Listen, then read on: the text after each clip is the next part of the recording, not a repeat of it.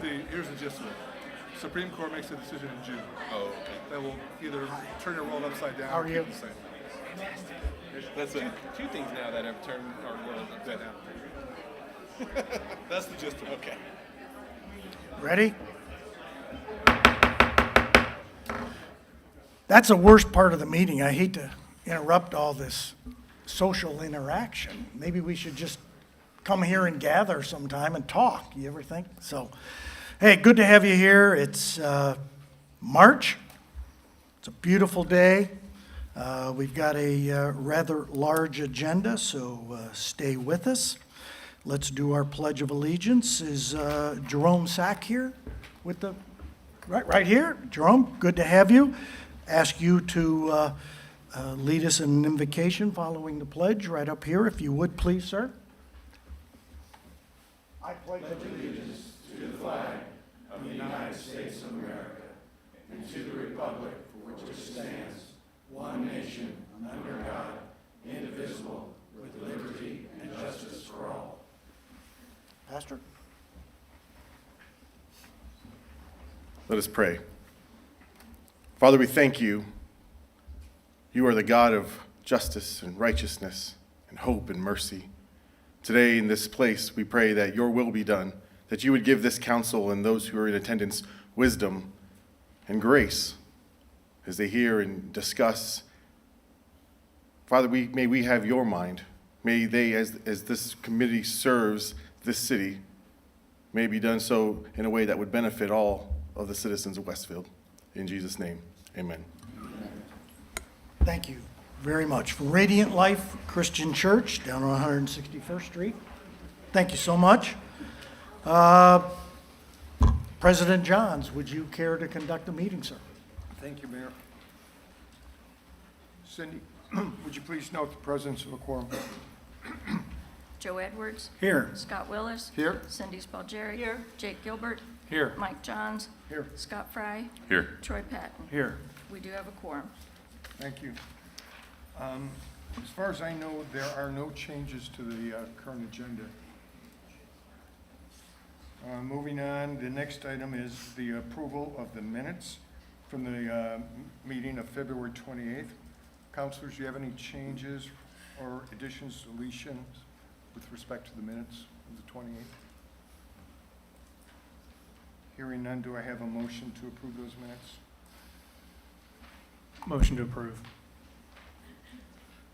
Do I have a Second. Motion made by Troy Patton, seconded by Scott Willis. Cindy, would you call the roll, please?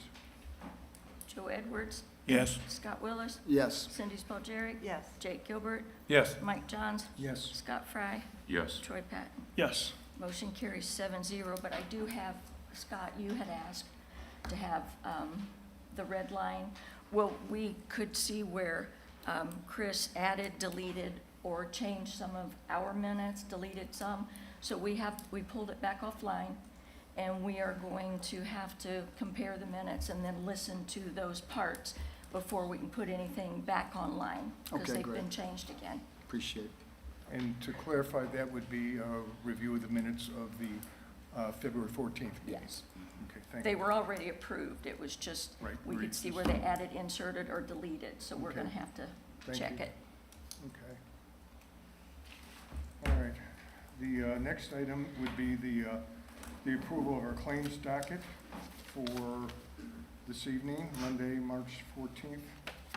Do I have any questions regarding the claims docket? Do I have a motion to approve the claims docket? So moved. Second. Motion made by Scott Willis, seconded by Troy Patton. Could you please call the roll, Cindy? I'm sorry, I didn't hear who made Scott the- Willis Okay. and then myself. Okay. Mike Johns, Yes. Scott Fry, Yes. Cindy Spalgeri, Yes. Jake Gilbert, Yes. Joe Edwards. Yes. Scott Willis, Yes. Troy Patton. Yes. No, motion carries 7-0. Thank you. We have special recognition tonight. I think Mayor Cook is going to do a proclamation for the March Disability Month. Yes. Mayor? Thank you very much. All across Indiana, this has been declared to be the Disability Awareness Month in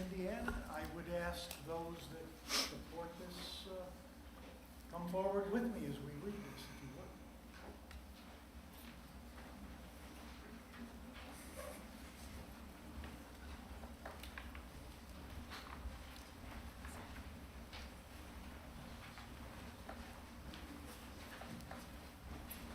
Thank you all so much. As I said, this is going on across all of Indiana, as declared by our governor. And I won't read all the whereases, but I'll read the important part of this, and it begins like this. In 1990, the federal government enacted Americans with Disability Act, ADA, which prohibits discrimination against disabled Americans, requires employers to provide reasonable accommodations to employees with disabilities, and imposes accessibility requirements on public accommodations. Family members, friends, and members of this community can play a very important role in enhancing the lives of people with disabilities, especially when the family and community are provided with the necessary support services. Disability is a natural part of our human experience and in no way diminishes the rights of the individuals with disabilities to live independently, enjoy self-determination, make choices, contribute to society, and experience in full the economic, political, social, cultural, and educational mainstream of our precious American society. Therefore, I, J. Andrew Cook, Mayor of the City of Westfield, Indiana, do hereby proclaim March 2022 as Disability Awareness Month in the City of Westfield, Indiana, and invite all citizens to duly note this occasion. Thank you all.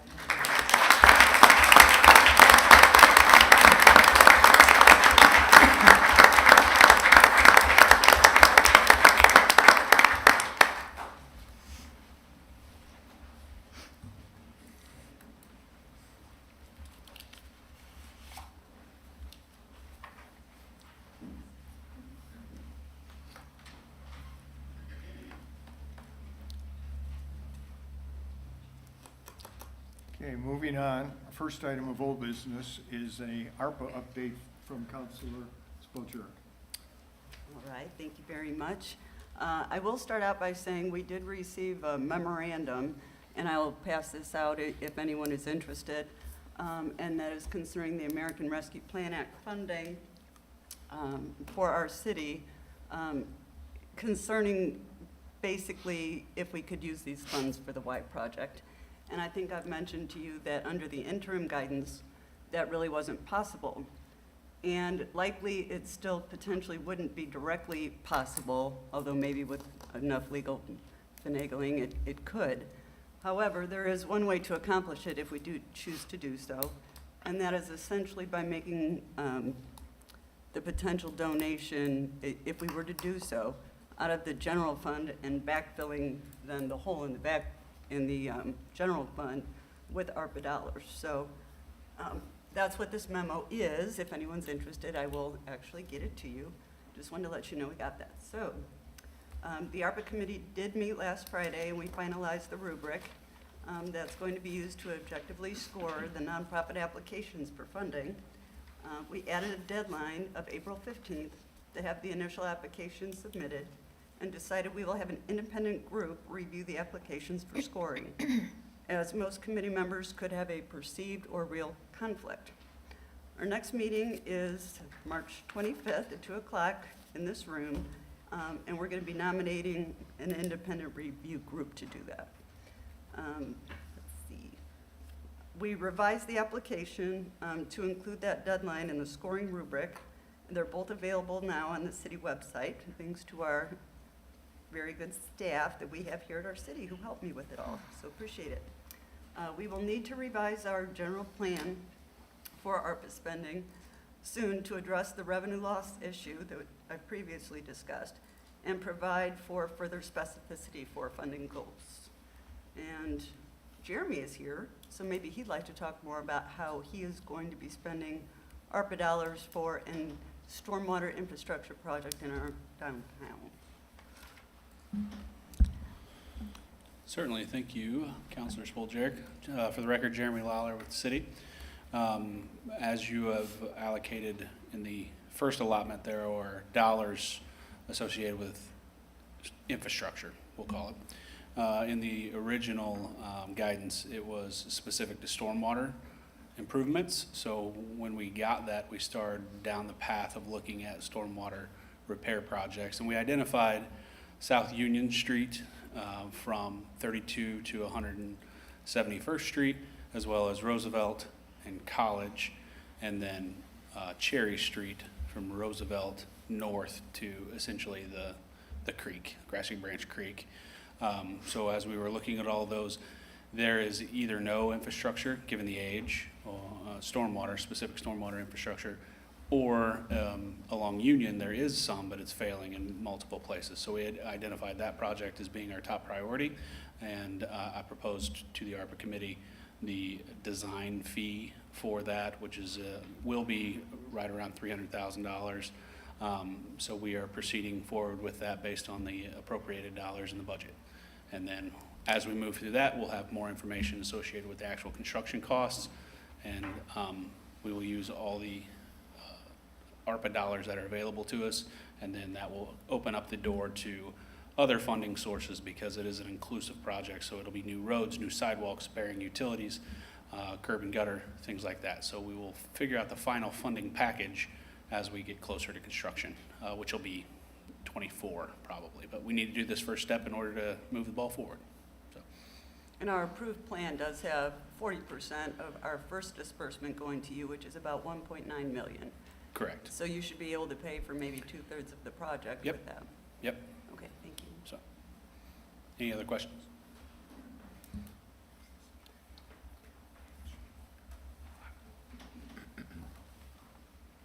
Anything else? No. Okay, thank you, Councilor Spoljarek. Moving on, our next item on tonight's agenda is the consideration of the YMCA request.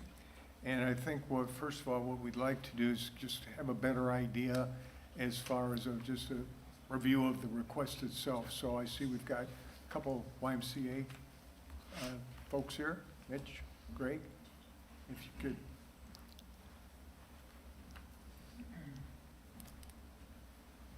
Meeting President John, members of council, Mr. Mayor, for the record, Mitch Frazier, 253 Chatham Mills Boulevard, here in Westfield. Councilors, before you this evening, ready to vote? How about now? Perfect. Thank you. Councilors, before you this evening, the request remains of the $5 million of using ARP funds, or to Councilor Spoljarek's comments earlier, the $5 million investment is critical. But last time we were before you, Mr. Highland shared the commitment to invest $3.5 million from the Y. And so your $5 million makes that $3.5 million possible. We believe that still this is the absolute most capital efficient process to bring a community center to this community. Not only is it a single $5 million request, there's no operations and maintenance obligation after that initial investment. And councilors, we are committed to, with your investment, move as quick as possible. Greg is going to walk through not just what the proposed floor plate is today, although that may be adjusted slightly as we work our way through the design process, but he's also going to walk through the timeline. And the gap, as you know, as we've discussed here before, is roughly $2 million, pending, of course, your $5 million investment. We believe, as a committee, as a group of citizens here in Westfield, that we can close that $2 million gap and put this in the ground, begin construction as soon as next spring. So Greg, I'd love for you to walk through the plan and where we are. Thanks, Mitch. Mr. Mayor, councilors, thanks for allowing us to be back with you tonight. It's kind of a every other week routine for us, and we enjoy seeing everyone. On the screen, you'll see this is not new. This has been shared with you all previously. This is the contemplated floor plan of the Westfield YMCA. As we've talked through before, it includes all of the amenities that you would typically see in a YMCA, a field house or gymnasium, locker rooms, child care areas in this space called Child Watch and Kids Adventure Zone, some social gathering spaces, intergenerational spaces. If you want to go to the next slide. Second floor has the full wellness center, and then group exercise studios. The areas that were outlined in dotted lines were proposed future expansion opportunities for this YMCA. The way it's situated on that parcel allows this YMCA to expand and add other amenities as they're needed by the community for us to be able to serve the community most effectively. The next slide shows, I know it's hard to read, if you want to blow that up a little bit. It's just a chart that lays out how we intend to finish the construction of the project at the same time that we're finishing fundraising. As Mitch said, we've got a gap of about $2 million to build this facility. That's with a $5 million commitment from the city, the YMCA committing $3.5 million of our cash resources, and then raising an additional $2 million gets us to the point of fully funding this facility. We're ready to go. And as soon as we have an agreement with the city, this chart lays out a path that starts as early as next month with the revised schematic work, going back to not to the drawing board, we're going back to the architects to redo some of the schematics. Now that the pool, the natatorium's built, we know exactly where that sits. We may have to adjust some walls and some features to make sure that it all matches up. But we'll start that with the schematic review as early as next month. That typically will take 6 to 8 weeks. And then we'll do a budget review again, and then we'll go right into the next phase. And all this lays out so that our design work, our bidding, and our permitting work ends at the same time that we believe we can successfully raise $2 million. And we'll be breaking ground in about 12 months from today. So early spring next year. Construction, we've not figured out a way to make it any quicker than about 16 months. So that puts it through, later in the year of 2024 when the building would open. I wouldn't say it's a conservative timeline.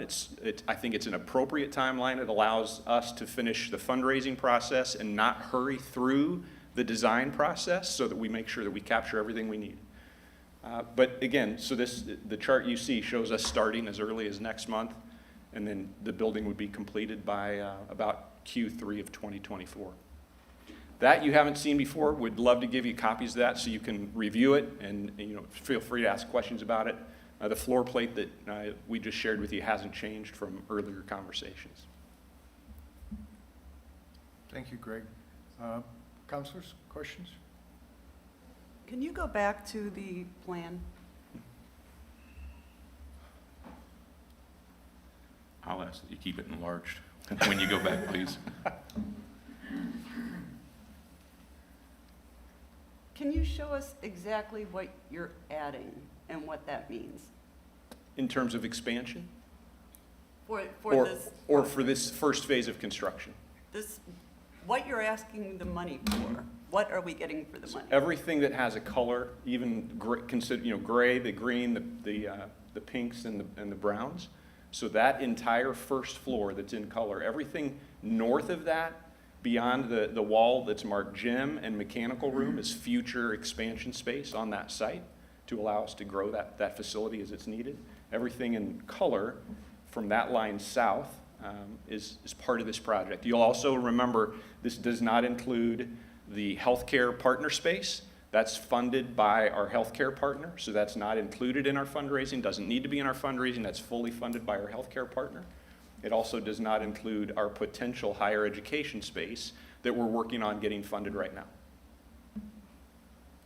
And then if you want to go to the second floor, everything on the second floor, oops, sorry. That's okay. Oh, I didn't. That's all right. The second floor, everything that has a color is part of the construction on the second floor. So the track is not included in this first phase, and then obviously the aquatics and other things on the north side would just be overlooking into that first floor space. And Greg, I talked to Mitch earlier today, we just chatting about the what, and correct me if I'm wrong in this statement, but you guys plan to continue to do fundraising for these future expansion projects while you're moving forward on the construction of this first phase? Absolutely, correct? yeah. We believe it's prudent to get the building done and started. That doesn't mean fundraising stops. It doesn't mean that, you know, the building is, once it's built, that it's done. Most of our buildings have expansions on those, and they've come at different phases of that building's life. So we believe now's the time to get this footprint done, and then we'll work on the future expansion part as we go. And could you share with us, what will the Y do for our community beyond the brick and mortar of what we're seeing here? I know partnering with other non-for-profits in our community is important. Cindy and I talked about a graduate scale in terms of fees. Could you give us some information in regards to that? Yeah, so it's called Membership for All. It's part of, you know, we raise money as an association. It's called an annual campaign. Our annual campaign goal for 2022 is about $2.5 million. We'll award close to $8 million in subsidy from our organization, YMCA of Greater Indianapolis, to allow families and kids to have an opportunity to take swim lessons, go to day camp, participate as members. Our goal is to never turn anyone away. We do have a sliding fee scale, and it's based on the total household income and the number of people in your household. It starts at $55,000, so any household earning less than $55,000 qualifies for a sliding fee scale, for the fee on that chart. It can go anywhere from 15% reduction at the lowest end to 65% reduction for those with most in their household and lowest income. It can be anything in between that. It automatically then comes with a program subsidy. So if you qualify for a membership subsidy, you automatically then qualify for a program subsidy of anywhere from 10 to 20% off any program. There are always going to be exceptions. Someone might say, I still can't sign up for swim lessons. I still can't do day camp. Every day we make exceptions to that scale, and the local staff have the authority to make exceptions to that and make sure that people have an opportunity to participate. We, as a qualifier for our Membership for All, we use any government assistance. So if someone's on SNAP or any other kind of government, all they have to do is show the card, and they automatically then qualify. They don't have to show any tax forms. They don't have to requalify. We do ask them to requalify every 2 years. But for that 2-year period, that's where they are. If their circumstances change for the worse, they can certainly come in and share that, and we'll reevaluate. But it's a pretty easy process. We wanted to make it easy. We wanted to make it accessible for people, not make it hard for them to access the Y or the programs. Not everything we do is in this building. We shared that with you 2 weeks ago. We're currently offering Live Strong programs for cancer survivors. We're currently offering diabetes prevention programs. Last summer we offered summer day camp. All those were out. We didn't even have a building. We're offering those things. Those will continue, but access to this is important to the Y. That's why we make it as easy as possible. Greg, when you go through design,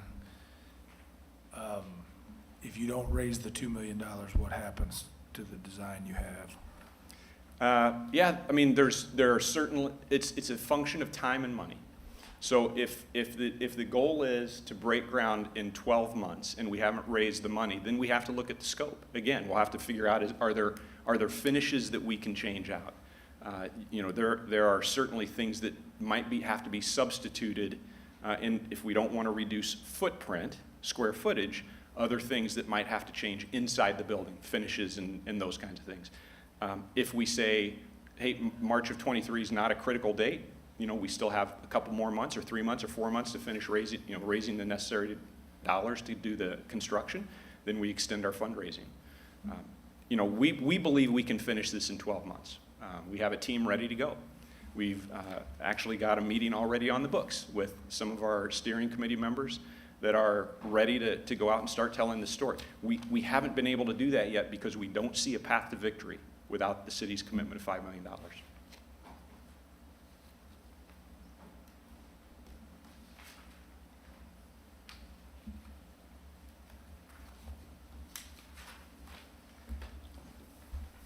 Well, I think one of the things I was interested in seeing tonight were details. And I appreciate the details that you provided. Thank you. As I understand it, what we would do would be once we if we can reach an agreement, then we would enter into a project development agreement, which would be basically drafted between the YMCA and the city, with your attorneys and our attorneys working together to draft it. And if that agreement was acceptable and meets plans, then we would move forward. I also understand from our conversations earlier that you feel comfortable that you'd be able to reach that agreement by June 1st of this year. Absolutely. Is that still? I think at the latest. Okay. So do we need to, do we need to do anything this evening, like pledge, or without an ordinance or resolution, how does that work? Can we entertain a vote to authorize a pledge of the funds? Yeah, there are a couple ways you can approach it. You can authorize a general pledge of the funds contingent on maybe a term sheet that all of you develop if you don't have kind of an individual wish list or a combined wish list that you would present to the Y that would form, that'd be the seed of the eventual project development agreement. That's one option.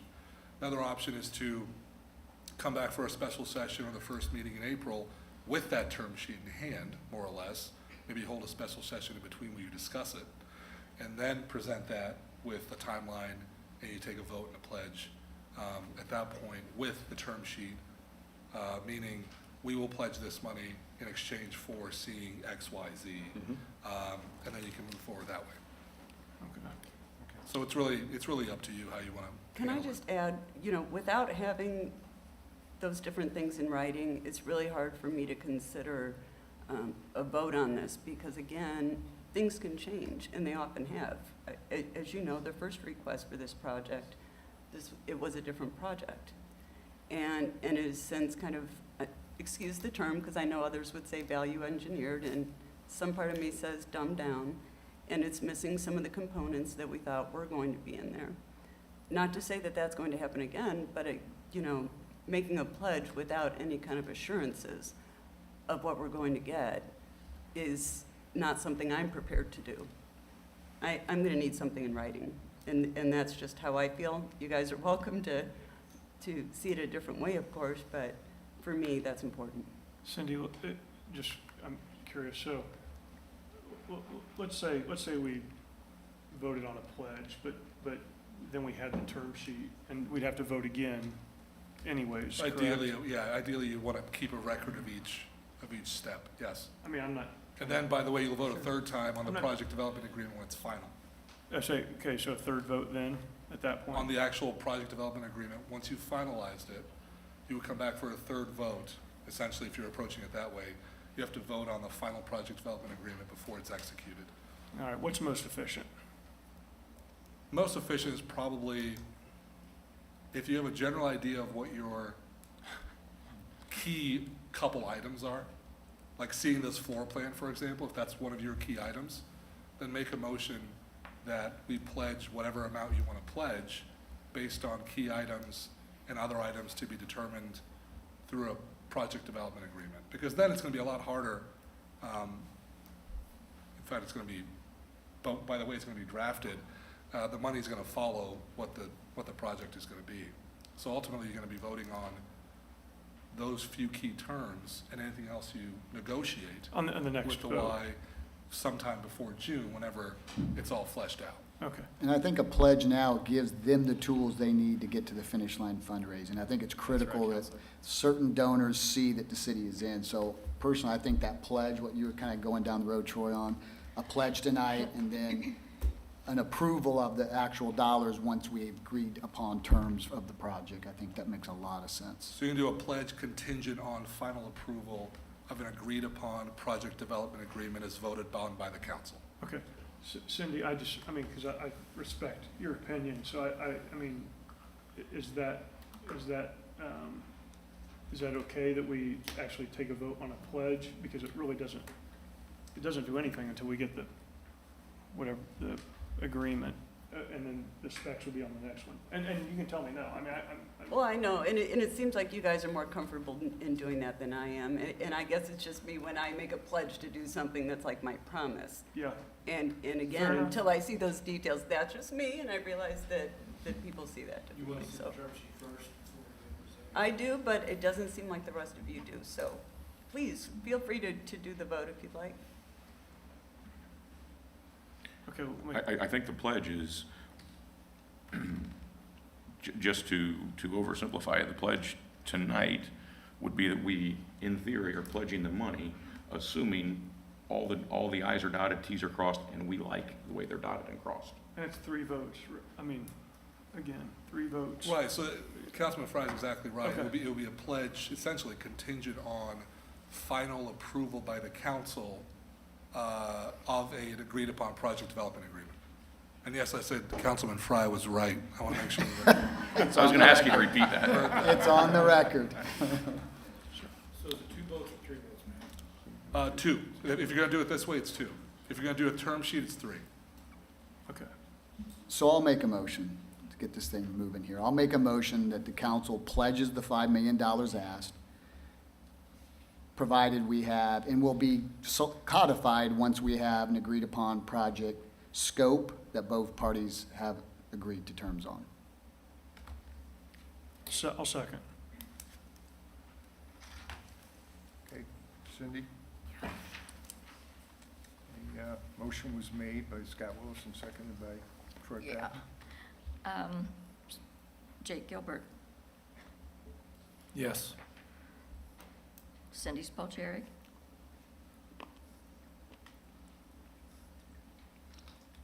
Yes. Scott Willis, Yes. Joe Edwards, Yes. Mike Johns, Yes? Troy Patton, Yes. Scott Fry. Yes. Motion carries 7-0. Counselors, thank you. We appreciate your time tonight. We appreciate your confidence in the why, and we look forward to completing the term sheet, being back in front of you again to make sure we finalize that. We're grateful for this opportunity, grateful for your support, and we're ready to bring this to life for Westfield. We look forward to breaking ground, so please. Yeah, thank you. We do too. Thank you. Thank you, Counselor. Thank you. Mr. Mayor, thank you.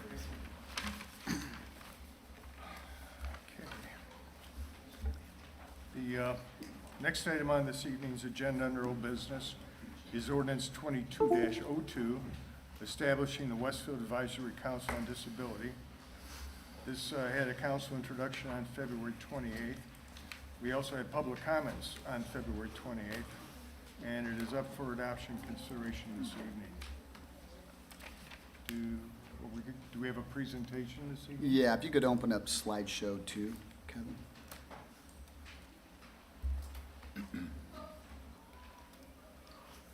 And go ahead and go to the second slide if you would.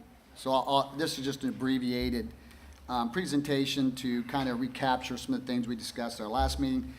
Heard some concerns from fellow counselors and others in the community, so I've tried to address those as well to make this as succinct as possible in the presentation, and we'll go from there. I'm super excited that we're at this point.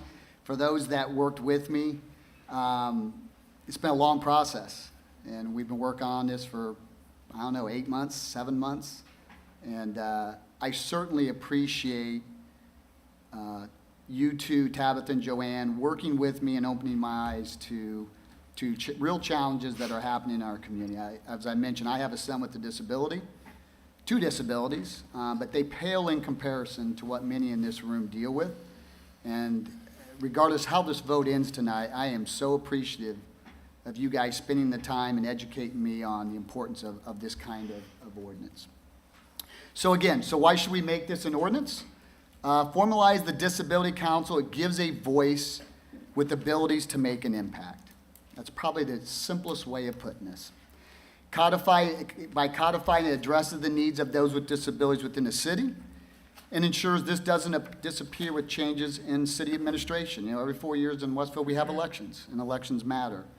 And if you turn this over to any other format, you run the risk of every 4 years this being on again, off again, and we all agree that having something that is here to stay, that has some teeth behind it, that will really move the ball forward, to me is important.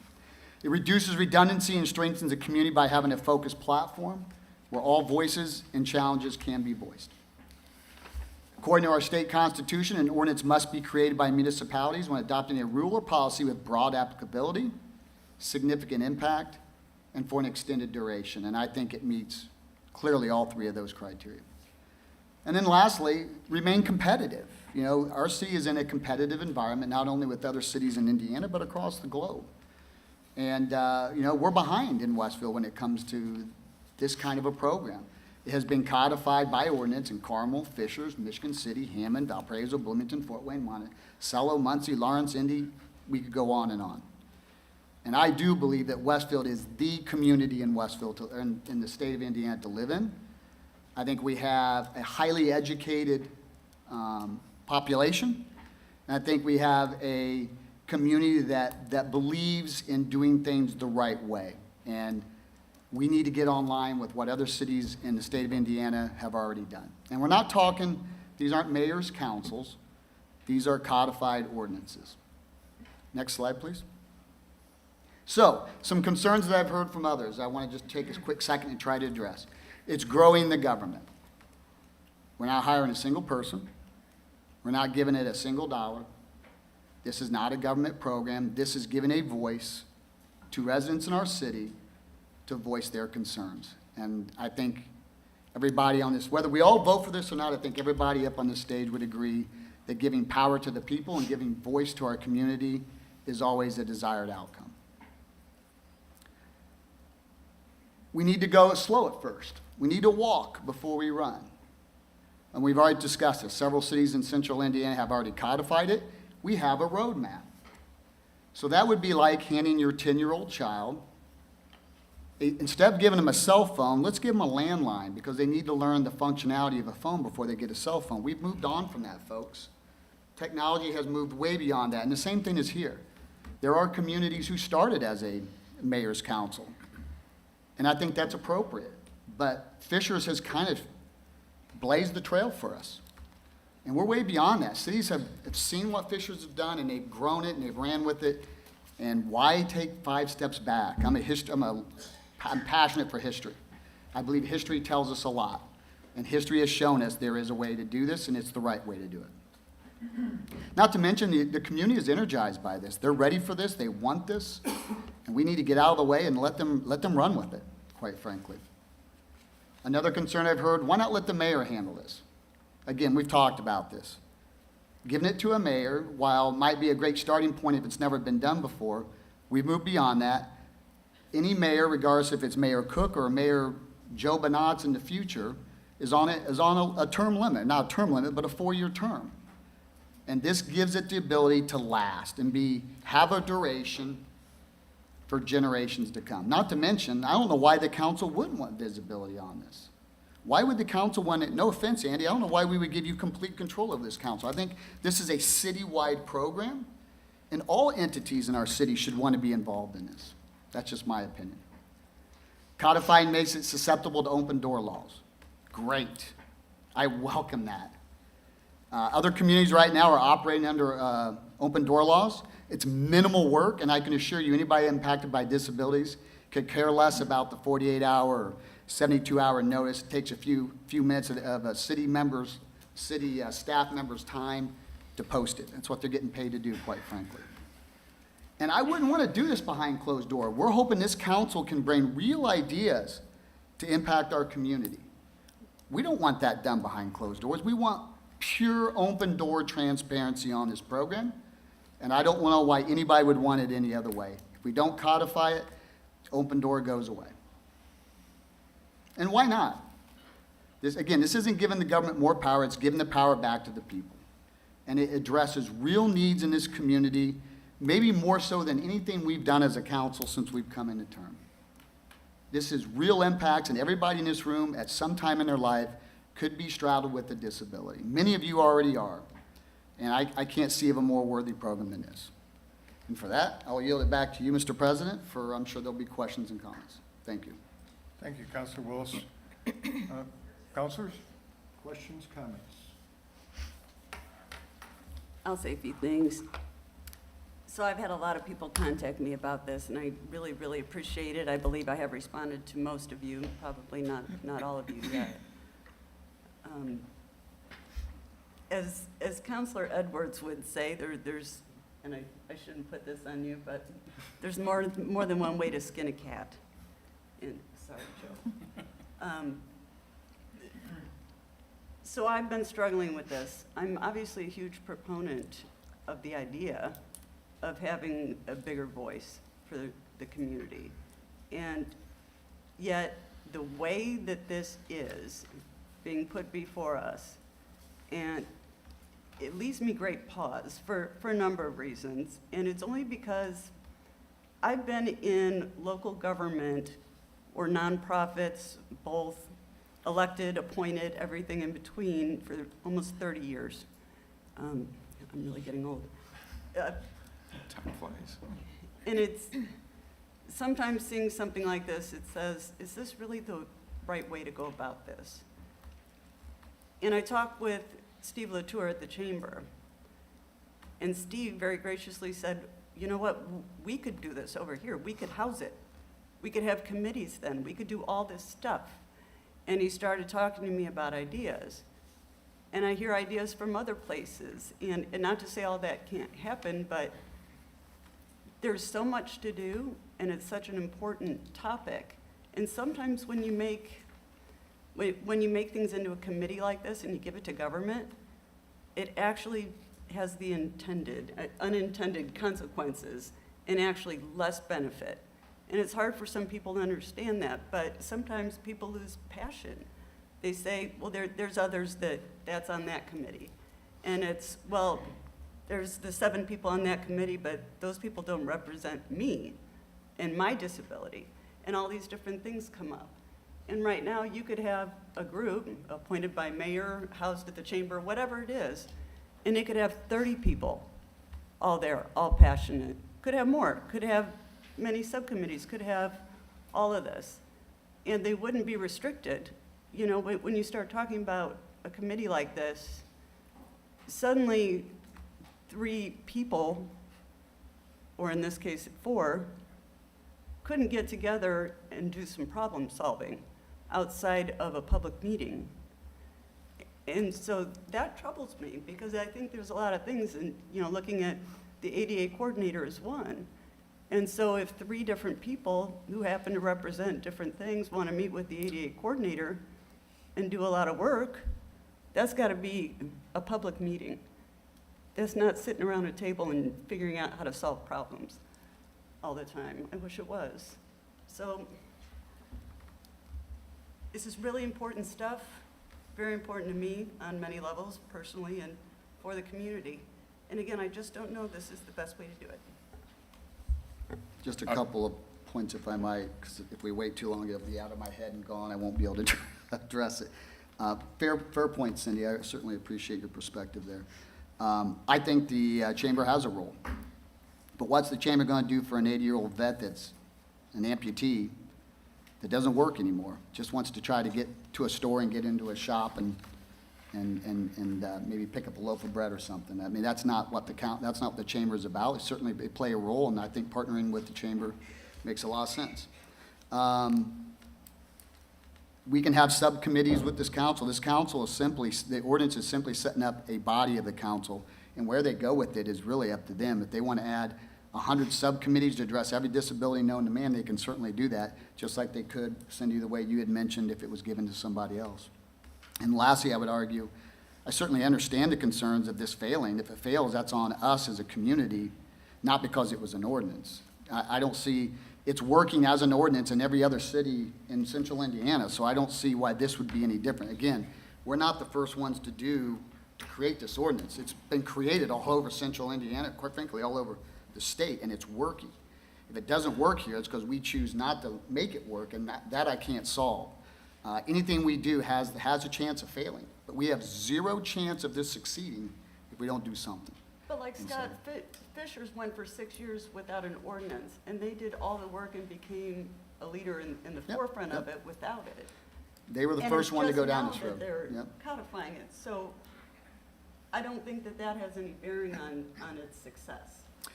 I don't disagree that by making it a mayor's council, it has a chance for success. Again, I'm just simply saying that Fishers was the first to start this, and they started it in a way that was easy to do, which was, they had a brand-new mayor who was also passionate about disabilities, and they agreed that this was the way to do it. They also had a city council member that was deeply impacted by disability, and she was very passionate about the program.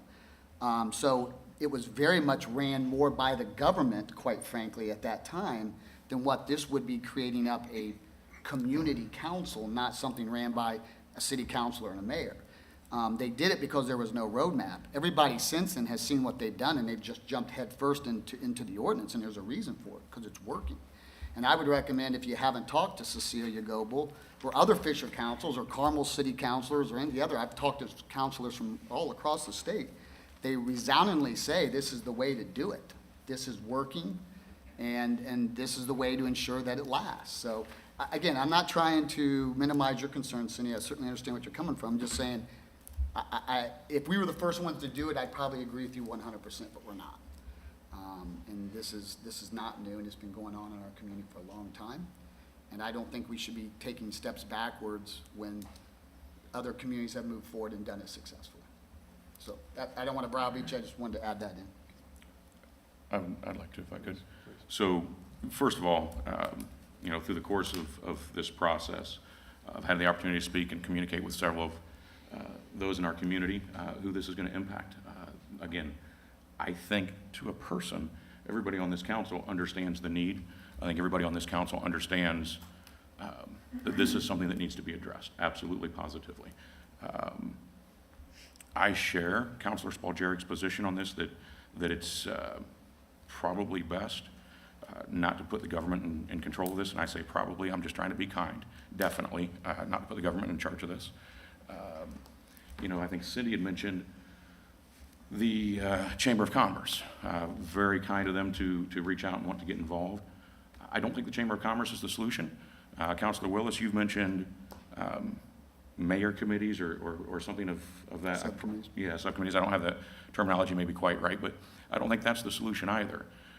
I think those can all be pieces and parts of the solution, absolutely, positively. I think we need to get the school involved, the schools involved. I think we need to get the Chamber of Commerce involved. I think we need to get, we've got a group here tonight that's absolutely passionate about this, and for good cause and for good reason. I don't want to see that limited. I think what I've heard over and over and over again can be summarized with, we want a voice. We absolutely need a voice. We want a voice. What I would recommend is this organization being created that works hand in hand with our government. And what I mean by that is I would recommend someone taking the lead in the public who is passionate about this, and find create the organization, create the charters, the bylaws of this organization. And I would absolutely 100% support, whether it's a monthly meeting, whether it's a quarterly meeting, whatever the case might be, whatever's appropriate for the organization that is formed, I would pass that ordinance resoundingly that says we want a spot on your agenda every month, every other month, every quarter, whatever's appropriate for your organization. I would support that, because what I've heard repeatedly is we want the ear of the government. We want to be able to communicate clearly what is needed, what needs to happen, and how you can be involved in helping implement those changes. So that is something that I would like to recommend, that we approach this differently. We approach this not from the perspective of government as the solution, rather that the people are the solution, and you need the ear of the government to move forward. And that's what I would recommend. Appreciate your thoughts. And again, just very quickly on that eliminates, if we pass that resolution or that ordinance that says you have a reoccurring place on our agenda, a standing place on our agenda, monthly, quarterly, bi-monthly, whatever you want to do, we don't have to worry about a change in council. We don't have to worry about a change in the administration. It's there. It's routine. Yeah, but as soon as you have a new council, that can change. I mean, the reality of it is what you're offering is not any different than what I'm offering. We're just codifying it in a way that guarantees it exists, so. I think it's But way I different. appreciate what you're saying. Sure. I do appreciate what you're saying.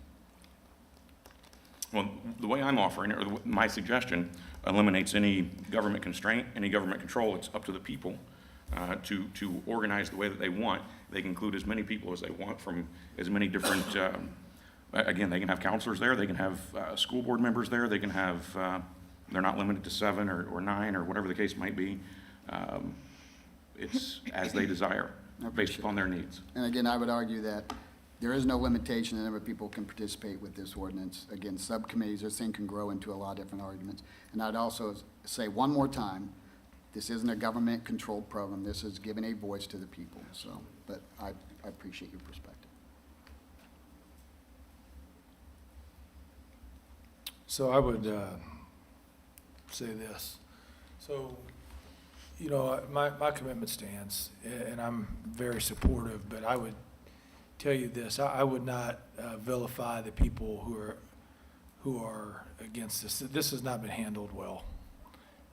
We can talk about transparency and history and 7 or 8 months. I mean, there's a lot of this that's newer in communities around us for us to study. Maybe we could do it better than anybody else. I just think if we would have just taken a little more time and gotten all these bright people we have in this community together and just talked through it, maybe we would have ended up right here again in 2 weeks or a month. But the lack of conversation between, the council hasn't worked 7 or 8 months on this, I can tell you that. At least I certainly was not involved. The first I even heard of it was 2 weeks ago. And I was trying to get some answers before tonight and so forth and so on. And I feel like I've reached out and done all these things. I don't pretend to know and be in your shoes and know what's best per se. But I feel like also, you know, we shouldn't necessarily pretend to know the best way to govern something. I feel like if instead of doing that, if we all just worked together and extended this out a little bit and came to a solution, that's quality governing. I feel like the rush on this, the walk and slow and cell phones and all that, whatever that's whatever the best solution is the best solution. And we're not getting that because we're rushing this. And if we would have worked together, maybe nothing would have changed, but I think we would have all been at least around the same table to hear ideas and be able to learn from other communities and go forward. So again, I'm in favor if this is what you want, but be careful what you wish for. And we've talked about it, and so you still have my support, but I do not think that all the no votes that you're going to get tonight are not also supportive.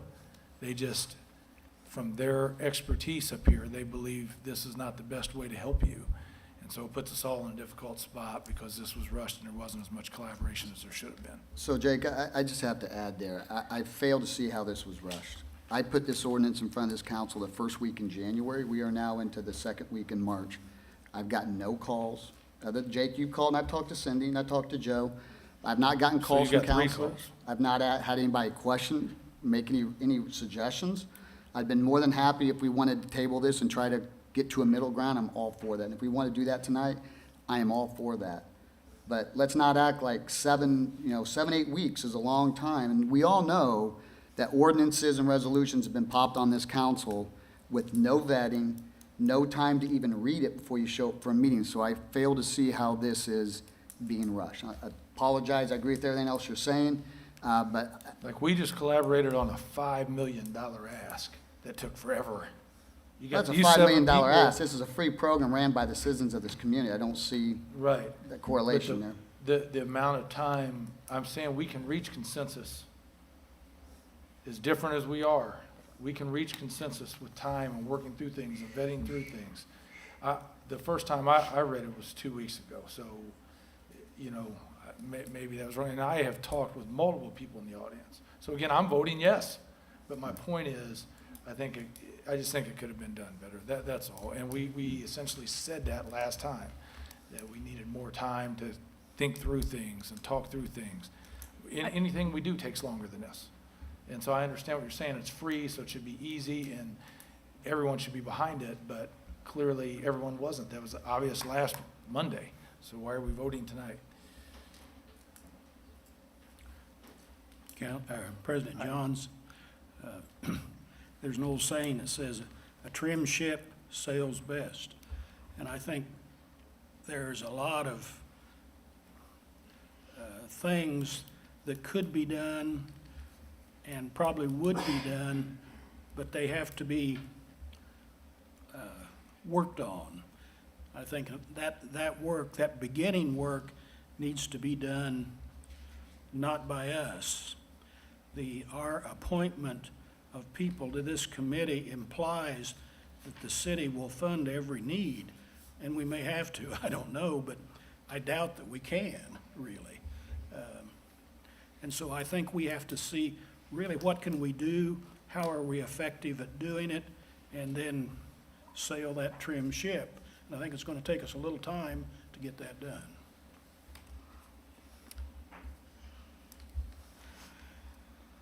I'm not really in favor of this ordinance when I look at it in totality. For those of you who don't know me, I have not been in politics before, but I can tell you that one of the great things that surprised me when I came onto the city council was the open door policy and the fact that I couldn't sit around the table with these other 6 fine people and have open discussions and try to figure out ways to improve practices and procedures and make our city better, because some legal law says I can't do that. No more than 3 of us can meet at a time. And that when you stop to think about it, it puts a big burden upon people who are trying to do the right things. Now, I'm looking at a group of people out here that number, I don't know, 30, 40, 50, and the idea that we're gonna limit their ability to manage to 7 people at this point in time doesn't sit well with me. I just personally, in my heart of hearts, and I've had disability issues myself in my family, but in my heart of hearts, it just seems to me like we need to work together as a group for a little longer to really kind of focus in on what our true needs are and how can we get there. So I did meet with Steve Latour at the Chamber of Commerce. The idea is the Chamber of Commerce isn't the way for you to do things, but the Chamber of Commerce is a operation, a facility that is offering to help to support you, to give you a platform from which to work. They will give you a building to meet in. They have a marketing staff, and as you come up with marketing ideas, they can help you do those ideas. They have a staff so that if you need to notice something in the paper, they will help you notice something in the paper. They've done fundraisers before. You're going to need to develop groups among you to do fundraisers. They can help you do that.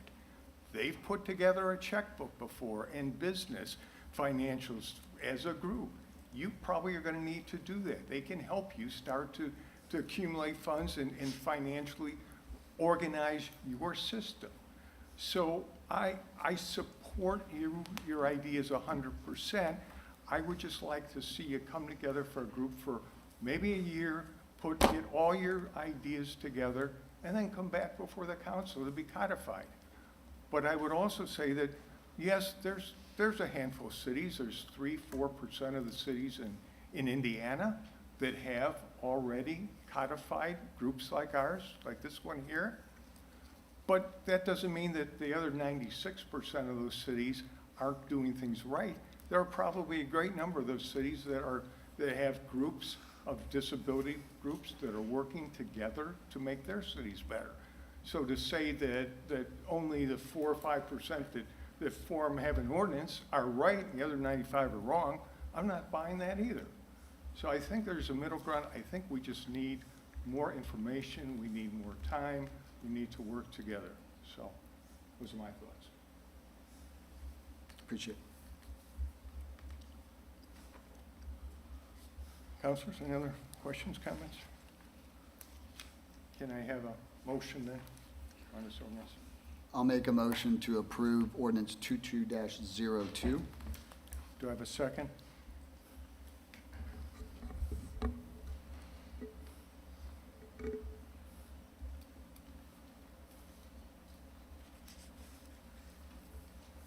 Second. Motion made by Scott Willis, seconded by Jake Gilbert. Cindy, would you call the roll, please? Joe Edwards, No. Scott Willis, Yes. Cindy Spalgeric, No. Jake Gilbert, Yes. Mike Johns, No. Scott Fry, No. Troy Peck. No. Motion fails 2-5. Again, I would like to thank all of you that attended tonight.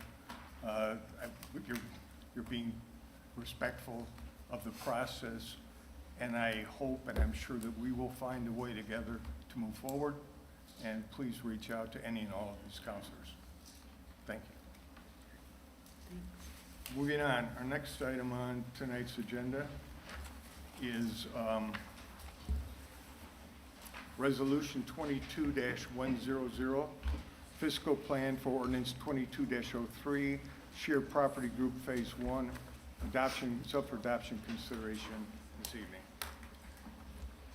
And Kevin, do we know who's going to present this? Yep. Thank you, Mr. President. Good evening. For the record, Kevin Todd with the Community Development Department. The item before you this evening is a 100% voluntary annexation request for a little over 63 acres located at the northwest corner of US 31 and State Road 38. This item received a public hearing at your February 14th meeting, is eligible for adoption consideration this evening. One item of note here on the associated fiscal plan, which I believe, is your next item. We have listed two possible build-out scenarios, one with the listed potential build-out that was part of the application, and another with a no build-out scenario. So with that, happy to answer any questions. The petitioner is here to answer questions, does not plan to make a presentation. So thank you. Kevin, would you mind pulling up the resolution, please? Yep. Thanks.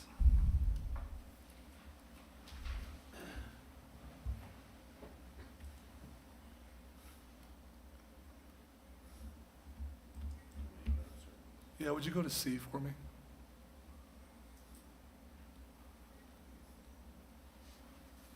Just want to see what the eventual vote, if it's going to reference which plan.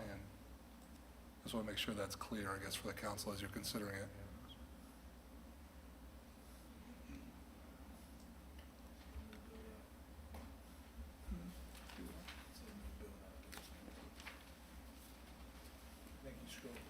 I've been a bit confused. But it was too fast for me to see. The C was the no build out. I think it's a little higher. Oh, it's going to be higher than that, yeah. It's further up. No, it's not that. Keep going. So there you go.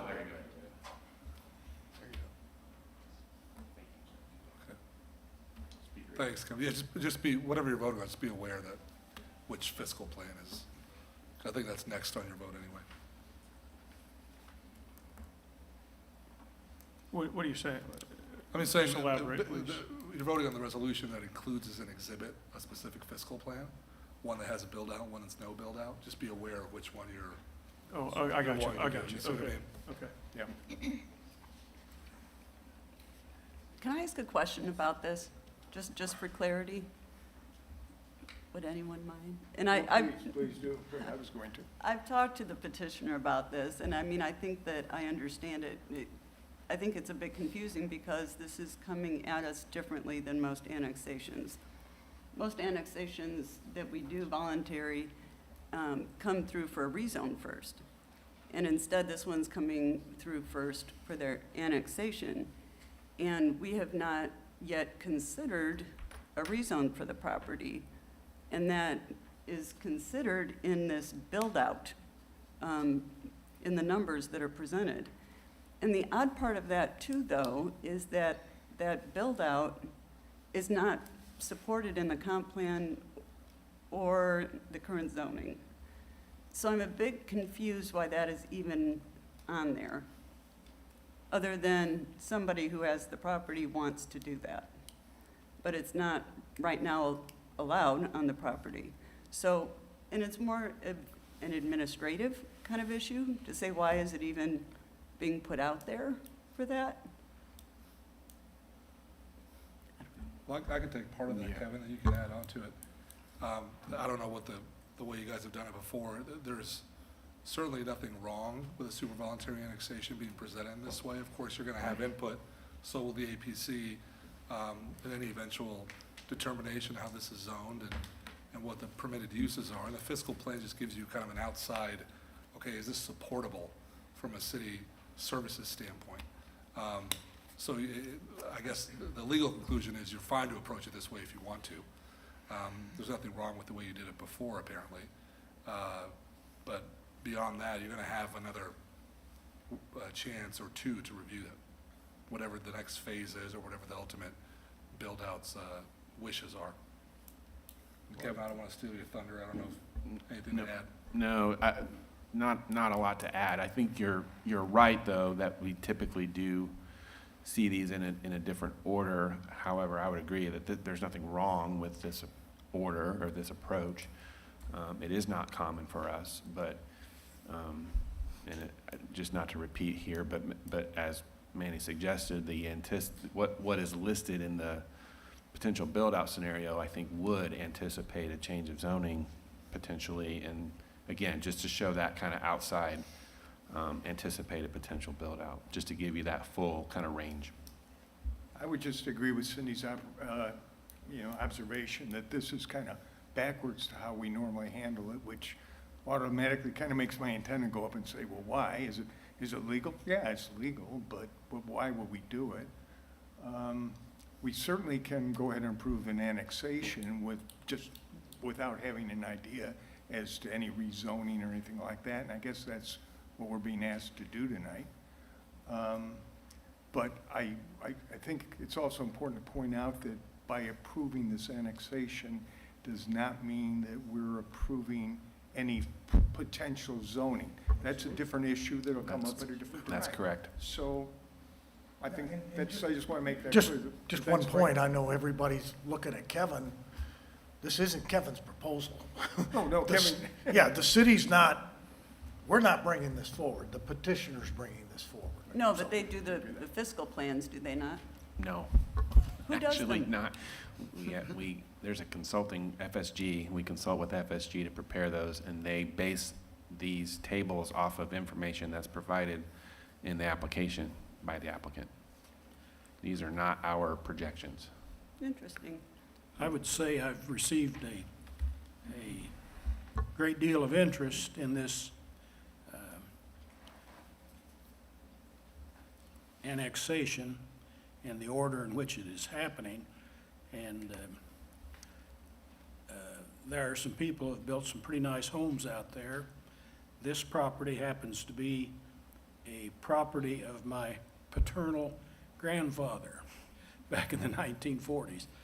Just luck, two of them, one of them down south and one of them up north.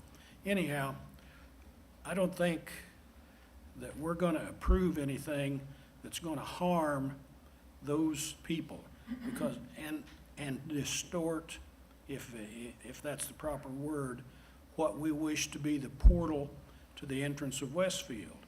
We just can't do it like that. And so, I don't know, if they come in with expectations, well, we laid ourselves on the altar of annexation, yeah, but you got up and walked off the altar. And it's, I don't know, it's not fair to not bring that out. And I've visited with the attorney a little about that, very little, but some. And I just don't think they ought to expect what they might be expecting out there. It's going to have to be something pretty nice. And the people that own those homes don't have to look at the back of truck terminals or whatever. But that's the burn that's going on, and it will continue until that issue's settled, I expect. I'm happy to address Can I ask a real quick question? Yeah, I mean, go ahead, but can I ask a question, just kind of while Matt's walking up? So, Cindy said it's not part of the comprehensive plan, right? Is that what you said? Who said it? Somebody said that. The potential use. Right, What- because it was never part The of. build-out that they're Yeah. proposing does not seem to be Yeah, supported. okay, But that build-out really isn't here, they just threw yeah. a plan up there. So maybe I would ask the administration, I mean, I think it would be good good to have that as a gateway property, I mean, for the city, but, I mean, is that what the administration wants? I mean, to have that additional property coming into the city? Because if Well, it's not part of it, I mean, Because this is not a rezone, I don't know what their use is. yeah. It is not usually the way that we do this, but it can certainly be done this way. People can ask to voluntarily be annexed. It could be valuable to annex. Right. Now, what is the proposed use? And if we agree. We to have a annex- representative here, and maybe he'll answer that question. I don't know. And So if before we you, agree to the annex, we're not talking about any use or any future annexation, we're just approving the annexation of this. I couldn't agree more. The consideration of this annexation in no way obligates the city to approve any additional annexations or any zoning. The reason for the procedural difference from what the city is accustomed to in this case is because, as you all know, and it was discussed at your last meeting when this was presented, there's a portion of real estate north of 216th Street that we would propose to be part of this development. Doesn't have to be, but if the city, it seemed most logical to be working with the city of Westfield since it's adjacent and abutting the city of Westfield. I realize there's policy implications. A couple of you have expressed some reservations about annexing north into Adams Township, and that's just a question that we need to have answered, so we know where to file a zoning petition. I mean, to file a zoning petition in Westfield for an area that's not in Westfield, that would be backwards. That would be backwards. So in this case, we're trying to address the annexation issue first, so we can fix it in this situation. It's just a little bit different. This is new to Westfield. It is certainly not unique in Hamilton County. Noblesville annexes into Wayne Township fairly regularly, and I believe even a portion of the city of Noblesville is in Fall Creek Township. So it's not a thing that Westfield is used to seeing, but it can be done. And so I think one of the discussions that we're happy to vet with you folks between now and when we would return to you with any additional annexation request is, from a policy perspective, is this something that you want to do? Because if it's not, I mean, that asked and answered. And so, but we aren't asking that this evening. But for this evening, we are just strictly looking at annexing this parcel. Phase one, yep.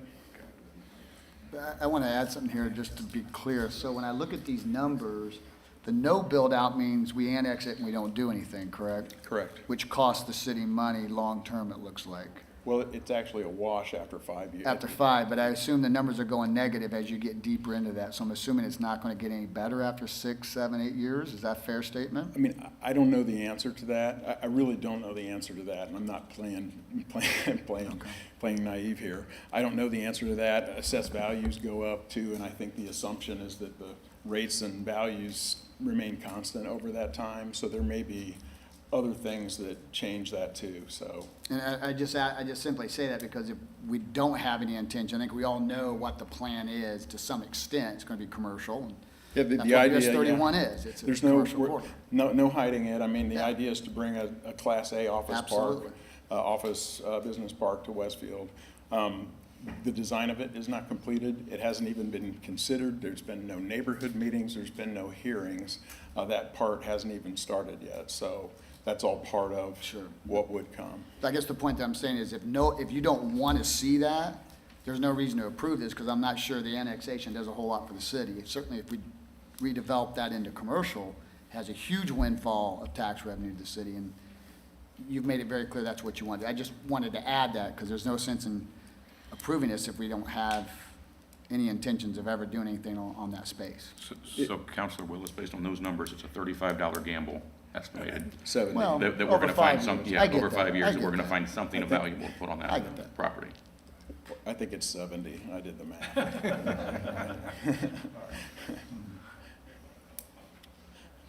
But surely, I mean, if this proposal does not come to fruition, it at least eliminates a procedural step for somebody else. I agree with that. Yep, absolutely. Thank Thank you, Matt. Thanks. Manny, then if I'd ask you, do we vote on this resolution and the next resolution? Yes, Do we sir. combine? Okay. All right, okay, then I have a motion on resolution 22-100. I move that we approve Resolution 22-100. I second that. Motion made by Jake Gilbert, seconded by Scott Fry. Cindy, would you please call the roll? Joe Edwards, Yes. Scott Willis, Yes. Cindy Spalgeric, Yes. Troy Patton, Yes. Scott Fry, Yes. Mike Johns, Yes. Jake Gilbert. Yes. Motion carries 7-0. Okay. Can I just let staff know, whoever does write these needs to, I think, change some language in there, because it still says county option income tax instead of local income tax. So I don't know if that impacts anything, but, Yeah, noted. We'll double check that. okay. Thanks. Next item, ordinance 22-03, voluntary annexation, sheer property group, phase 1. Council introduction was February 14th. Public hearing February 14th. It's up for adoption consideration this evening. Do I have a motion on this ordinance? I'll make a motion to approve ordinance 22-03. Second? Who's second? Second. Sec- Scott Fry. Motion made by Scott Willis, seconded by Jake Gilbert. Okay, Cindy, you want to call the roll on that? okay. Scott Willis, Yes. Cindy Spalgeric, Yes. Jake Gilbert, Yes. Joe Edwards, Yes. Mike Johns, Yes. Troy Patton, Yes. Scott Fry. Yes. Motion carries 7-0. Okay. Thank you, Matt. Moving on to new business. First item of new business, ordinance 22-04, voluntary annexation of Chatham Hills, Phase 20. We've got a council introduction this evening, which will be followed by a public hearing. Yeah, thank you. Again, for the record, Kevin Todd, Community Development Department.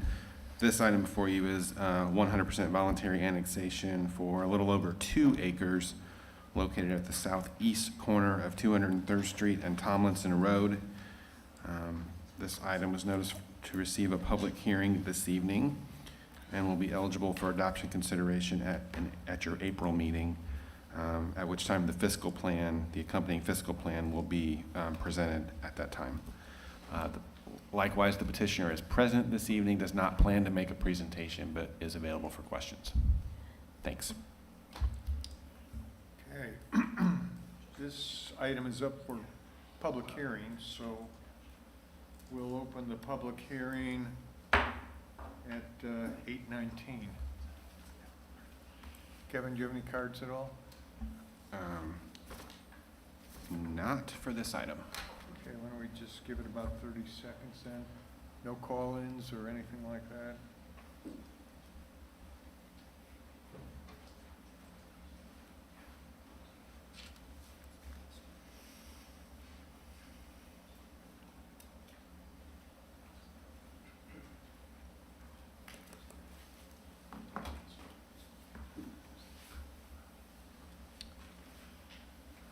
Okay.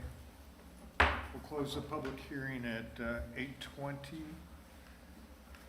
And Kevin, if I recall, this annexation has to do with, basically, what do we have, about 6 pickleball courts and a couple tennis courts? Yep, that's correct. This is an amenity, or an additional amenity area for the Chatham Hills Right on area. the east side of the street there. Yep. Right, Tomlinson. Counselors, any questions on this? Okay, well then we'll wait, and that'll be back for adoption consideration on April 11th. Thank you. Okay, moving on to ordinance, the next one, ordinance 22-10, Osborne Trails PUD amendment. It's up for a council introduction this evening, and John Dobachewicz is going to present.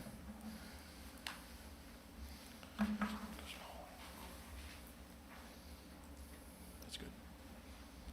Here's one. Yeah.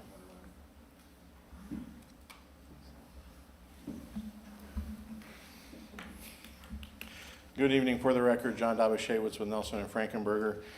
We represent the petitioner, Lennar Homes of Indiana, and present tonight on behalf of the petitioners Keith Lash with Lennar Homes, as well as Jim Schinover, an attorney with our office. As noted, the matter before you this evening is the introduction of the Osborne Trails PUD Amendment 5. Lennar has filed the PUD amendment application in order to extend and continue the existing Osborne Trails residential community that Lennar is currently developing north of 193rd between Horton Road and 6 Points Road.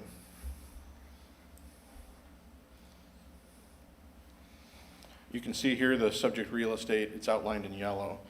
The real estate consists of approximately 44 acres and is bound on the east by Horton Road, the north by adjacent Phase 2 development, which was approved in early 2021 by the council, and then 193rd, 191st Street extension. So again, 191st Street will curve and become 193rd. Spring Mill Road will curve and become Horton Road. This area outlined in yellow represents 44 acres. The council saw approximately just over a year ago, the Osborne Trails Phase 2 PUD to the north here. That was part of a continuation and extension on the development as well. To our east are areas within Chatham Hills, the Aberdeen area, located right here, as well as to the south, there's an undeveloped parcels here, north of 191st Street, which exists today, east of Spring Mill Road, which exists today. That's part of Block A or Area A within the existing Osborne Trails PUD that's slated for commercial development. The subject property today is zoned as part of Area B within the existing Osborne Trails development. As noted, Lennar has filed the amendment application in order to extend and continue the existing Osborne Trails residential community, which you can see many of the platted lots here in this area, which was Area C within the Osborne Trails PUD. In this regard, the original Osborne Trails District was approved in 2017 and amended last spring to include Phase 2. Osborne Trails is an age-restricted 55 and older residential community that caters to buyers seeking to combine a social and active lifestyle with one-of-a-kind home designs. Since its opening, homes in the Osborne Trails development are selling at a brisk rate, and the community continues to be embraced by the buying public. Approximately just over 200 homes have sold within the existing Osborne Trails development, and the main amenity facility has been completed. Today, this portion of the Osborne Trail PUD again lies in Area B. Area B has a single-family attached designation attached to it, which would accommodate the development of as many as 170 townhomes. So again, the existing zone today, this 44 acres for 170 townhomes. By way of this amendment, or the approval of this amendment, Lennar is seeking approval to provide the development of 130 40 fewer homes, but all those homes would be age restricted with no impact on school. When I say no impact on schools, it would generate no school children. It would still pay their freight in terms of property taxes as any house would, but would generate no school children. So again, the end result would be 40 fewer homes with no generation of additional school children on that real estate.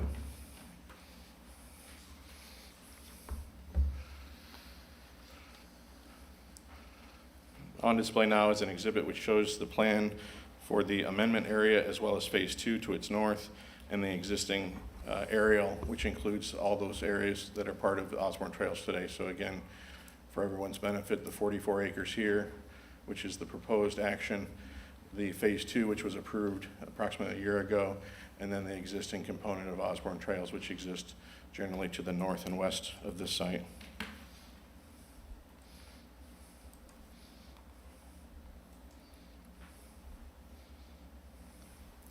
If we zoom in here, this plan illustrates the subject area in color, and then the adjacent Phase 2 is in grayscale.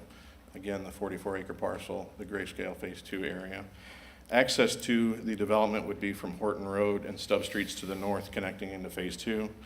The concept plan has been designed so that nearly every lot backs up to open space or common area, and pedestrian connections are provided, which are included between the adjacent sections of Osborne Trails. Further, it should be noted that amenities provided within existing Osborne Trails will be shared by Phase 2, the existing Osborne Trails, as well as this subject area. Therefore, all of the homes within the development would contribute and comply with the same covenants and restrictions applicable to the entire space. Osborne, Phase 2 of Osborne, and this subject addition. Additionally, at the time of development of this area, Lennar will be constructing an additional amenity building, which would include meeting space as well as an indoor pool. That would be relative to the addition of this space, and discussions are occurring at this time with the existing community, and it's likely that the construction of that amenity additional building with indoor pool and meeting space would be located, if I can scroll up here, at least that's what the discussions are, somewhere in this proximity of the existing development, which would place the existing large 10,000 square foot amenity facility, which is there today, kind of, if you make a ring in terms of walkability and connection to that space, that would serve much of this new area, as well as the additional building, which would be positioned up here to try and put it centrally located for the most use and enjoyment of all the residents within the community. If we look at these last couple slides, illustrate the product that Lennar has within the community today. All the products that are there today will be sold within this section. The average anticipated sale prices range from between $345,000 and $485,000. There's 3 different product ranges, but that's a big uptick from where they were just a couple years ago. I think that's about a $65,000 to $70,000 bump in what we reported to you last January, and we all know the reasons for that. The inflationary effects as well as cost of materials have all sent those prices to that direction. Again, another slide showing the product availability. In conclusion, this matter is scheduled for a public hearing in front of the Planning Commission on April the 4th. In advance of that meeting date, we will have a neighborhood meeting tentatively scheduled for March 28th. I'll send out to the council members as well as staff a notice of that meeting, so if you would desire to attend, you'll be able to. It's going to be held at the clubhouse that's out there on site today, so the most residents in that vicinity would have easy access to the neighborhood meeting to be able to share their comments and considerations. With that, I'll conclude. Be glad to address any questions you have now, but would respectfully request your forwarding this matter to the Planning Commission for additional consideration. Thank you. John, I have a question, or maybe it's more of a comment, and this is nothing against you, because actually, I know you do a good job of presenting. One of the things that, we talked about in the Finance Committee meeting this last time, and I won't have a report later, so, is we're working with the city to figure out, where we are in terms of rooftops and so on, and I'm not saying it's not a good plan, but as you can imagine, based on where we're at today, whatever that number may be, and the city and the Finance Committee, we're going to jointly present and try to make it more empirical and not political, to where we say, oh, well, hey, I don't want housing, or I do want more housing, or I want growth, or I don't want growth. Make it just more empirically motivated. And I would just encourage, although it's great, I mean, if you can imagine, let's say because we have that, every bare piece of ground was built out just like this. And all of a sudden, now we're going to have 100,000 people in Westfield. And whether we have the infrastructure or not to accommodate that, I think is maybe the question. And so anything that I see that's, and I shouldn't say anything, but the vast majority of items I see that are dense, I really think we need to slow down and make sure we understand, get through the sustainability report, understand where we're at as a city and where we want to go. And the mayor's echoed those, he doesn't maybe agree with me on this, but he said, hey, how large do we want to be? It's a valid question, and we don't know. I think at one point, Andy, when you and I met a long time ago, we said 70,000, I think, actually, when I first started. And now it might be 82.5, and this is 83.5, or 84.5, and the next one's 87, and so on. So I'm not saying it's not a good plan. Yeah. And this is just, kind of echoing what Jake was saying earlier, we should just slow down and measure twice, cut once, and understand where we're at as a city and if we can handle it. Because I can assure you, and I'm not an engineer, but I would bet that 32 and all these roads are going to be very clogged up if we add another 50,000 people including all the folks that come in for Grant Park, which is a ton. I mean, maybe 1 million, I don't even know how, I mean, it's a bunch, yeah. So, And to the extent that I may have been unclear, yeah, the action that we're requesting of the council is to reduce the number of authorized homes yeah, from 170 down to 130.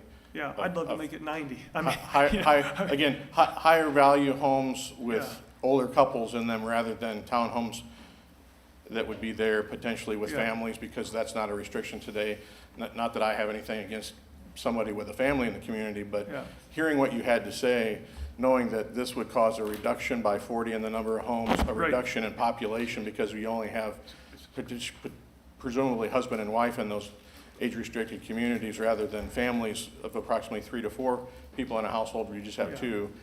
So if the goal of, if your goal or the goal of the council was to potentially cause a reduction in the overall population of the city, if that was your goal, you would look on this favorably. yeah, no, I hear you. I'm just saying in general, I think we need to look at these and start really dissecting, you know, where we're at. I mean, it's great that it's reduced. Again, I'd love to see it reduced even further and further, I mean, but I mean, again, that's my belief, and I'd rather see us get to some kind of empirical data as a city to say, here's where we're at.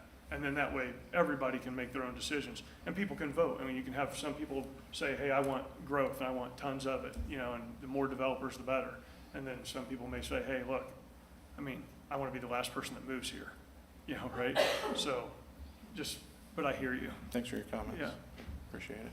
So I would add to that a little bit, maybe echoing some of that. I appreciate the fact that there is a reduction compared to what's already, you know, approved there or authorized there.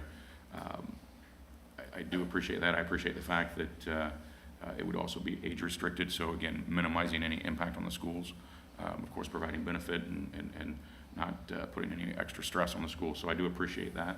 I think I'd mentioned to you and I think this is something that I would ask the APC to, you know, work with you on.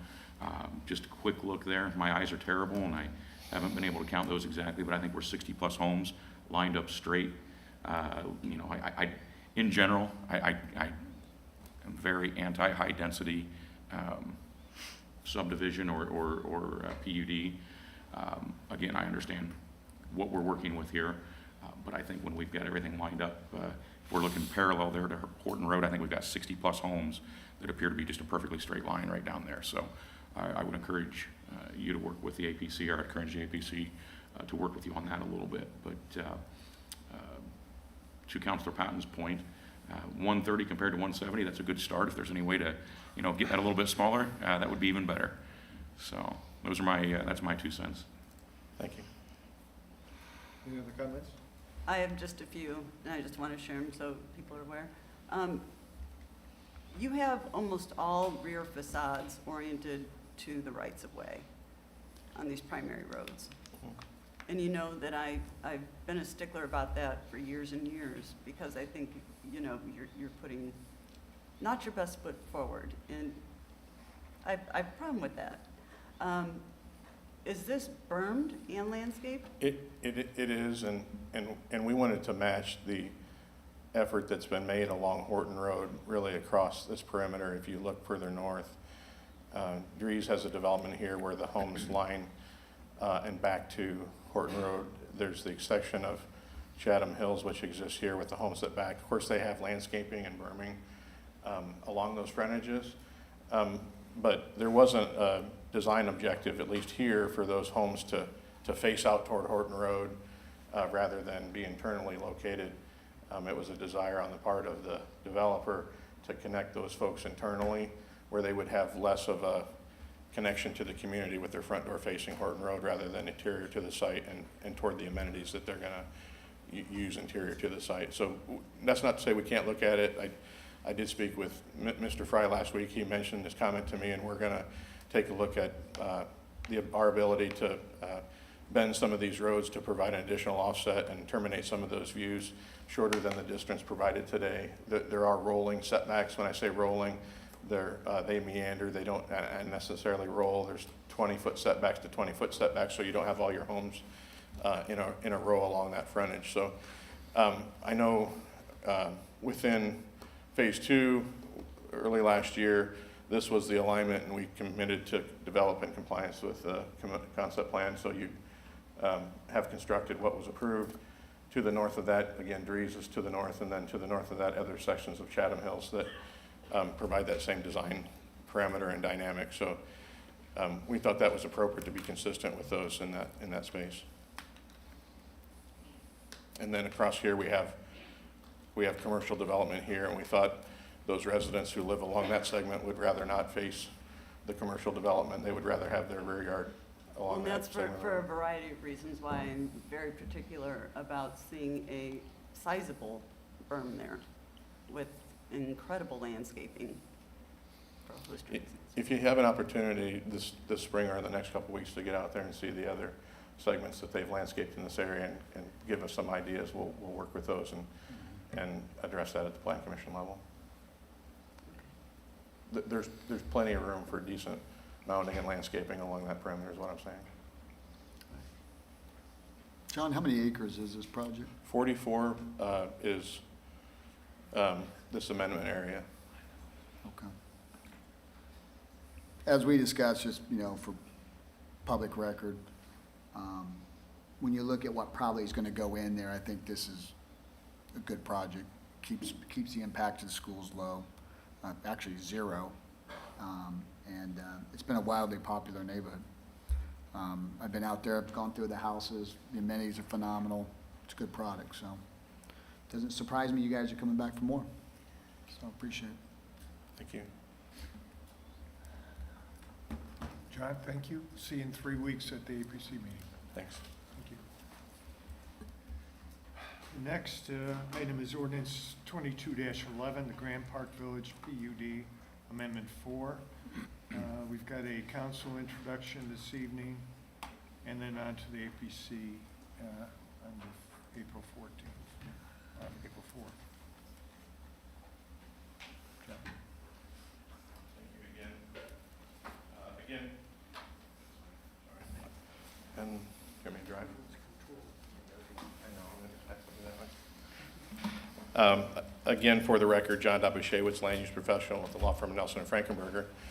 Regarding this matter, we represent TWG Development, LLC, and present on behalf of them this evening, Neil Burnworth, Development Manager at TWG, Jim Schinover, an attorney with our office, as well as other members of the development team.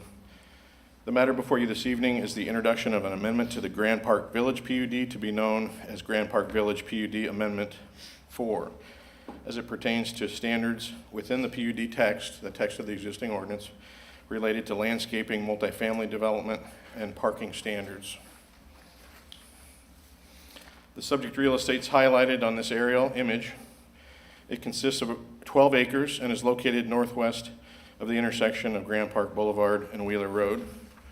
So we'll roll up there a little bit. Wheeler Road, 186th Street, Grand Park Boulevard. Adjacent to Wheeler Road and on the west side of Wheeler is the Monon Trail. And along Grand Park Boulevard is our frontage here, Wheeler Road here, and we're positioned adjacent to the existing 20-acre lake, which is within the Lake District within that PUD.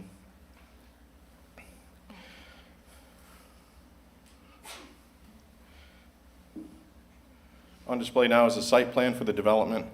Items to note include the site layout, which is consistent with the original Grand Park Village PUD concept plan in terms of the use and the site layout, with multifamily buildings flanking adjacent to roadways, as well as the perimeter of the 20-acre lake. So you can see here all the buildings along Grand Park Boulevard. This isn't exactly north. North is kind of at an angle, but all the buildings along Grand Park Boulevard, all the buildings along Wheeler Road have their front door or face that direction with parking beside and behind those buildings. Likewise, there's a path or trail, boardwalk along the pond here with connections out to the Monon to get folks in the public access to that space so they can surround the lake, as well as here, the path along Grand Park Boulevard access. Again, parking is all behind these buildings. The white area you see adjacent to each one of the buildings is tuck-under parking. There's 6 tuck-under parking spaces or garage spaces that are attached to each individual building. Regarding parking, the applicant is seeking a parking ratio of 1.5 parking spaces per dwelling unit.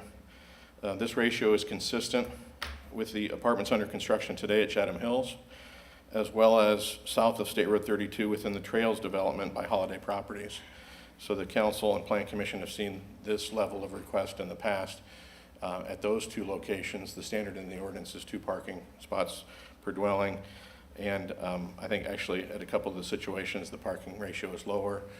We're also looking at the departments that are being constructed today with the parking garage in downtown to get you a number as a basis of comparison for what it takes to manage and lease and provide adequate parking for apartment communities. Another thing that staff mentioned to us when we met at the pre-submittal was they're actually looking at amending the UDO today to provide a lower parking ratio designation for multifamily development based upon what they've seen over the last 5 to 10 years in terms of apartment communities, action taken by the Plan Commission as well as the council in accommodating a workable number for parking that serves these communities as they are developed today. Regarding density in the Lake Village District, the applicant seeking the same standards that were applied to the Charlestown development to the east.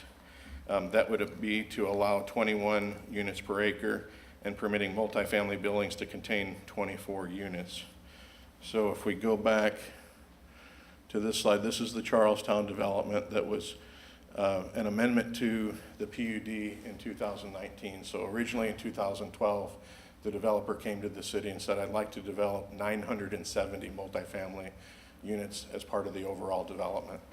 That authorization at the time, in our view, should have been amended at the time to include the density provision as well as the 24 units of building, because that's consistent with the package of information that was provided to the Plan Commission and the council at the time. It was an error, and that error was corrected for this parcel exclusively in 2019, where they have the density at 21 homes per acre on the individual parcel. The ordinance says you can have 970, and that's somewhere within the overall PUD, and they didn't factor in the MF2 underlying standard that says 10 homes per acre and 10 units of building. The images that are included for the style and type of buildings weren't 10-unit buildings, and the density clearly wasn't 10 homes per acre on individual parcels when you have the 20-acre lake intervening as well as other site development that's going to be at a lower intensity. So it was intended to be across the entire development, and that number of dwellings will not, I don't anticipate that it would be developed on the real estate, that 970, because many of these other parcels are already spoken for, including the area to the east, or excuse me, west rather, and the area left around the lake for commercial and entertainment uses on the north side. Really, this is the only parcel immediately to our west that remains around the lake that hasn't come through the development review process in front of the Planning Commission. Regarding landscaping, the applicant is seeking approval to locate trees off-site, potentially at Grand Park. The ordinance today authorizes the location of trees, other areas within the Lake District. And what we're talking about here is 144 trees. The ordinance would authorize us to place them not on-site but off-site.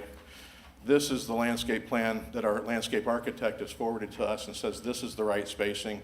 This long-term is going to be successful in terms of the growth of the trees into the future.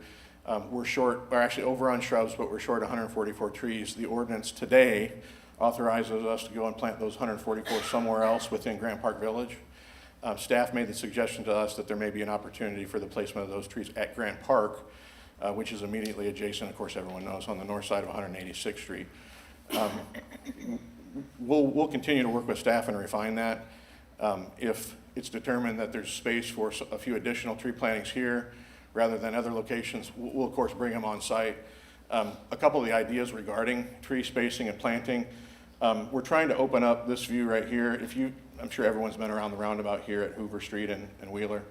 We're trying to open up this view across the lake. When you get development that occurs there, it's going to be a really dramatic view that's framed by the buildings that goes across the lake.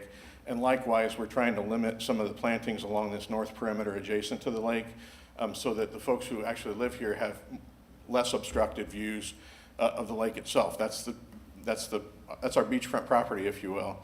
and we don't want it necessarily screened. We're not trying to screen the development from the lake, but only supplement it in terms of the tree plantings that would exist along that site perimeter.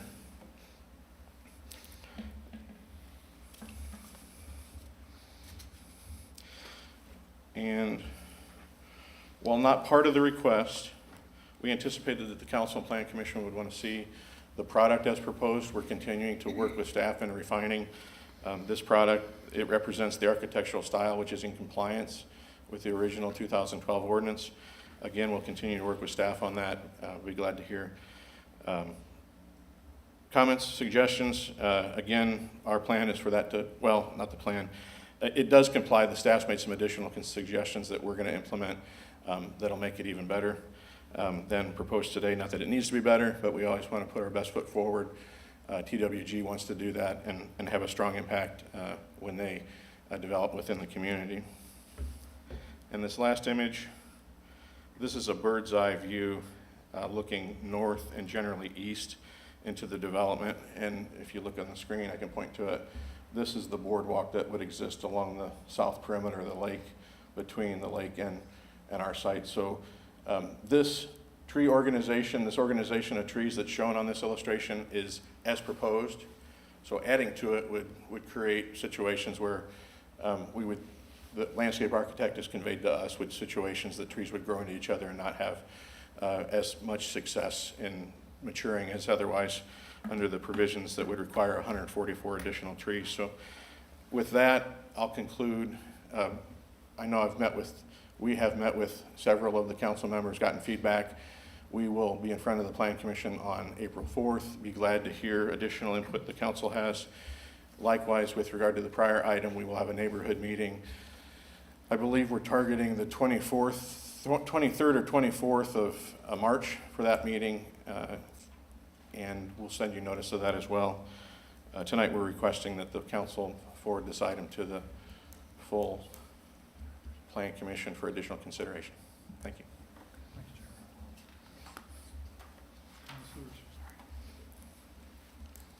Any comments? I had a comment in general.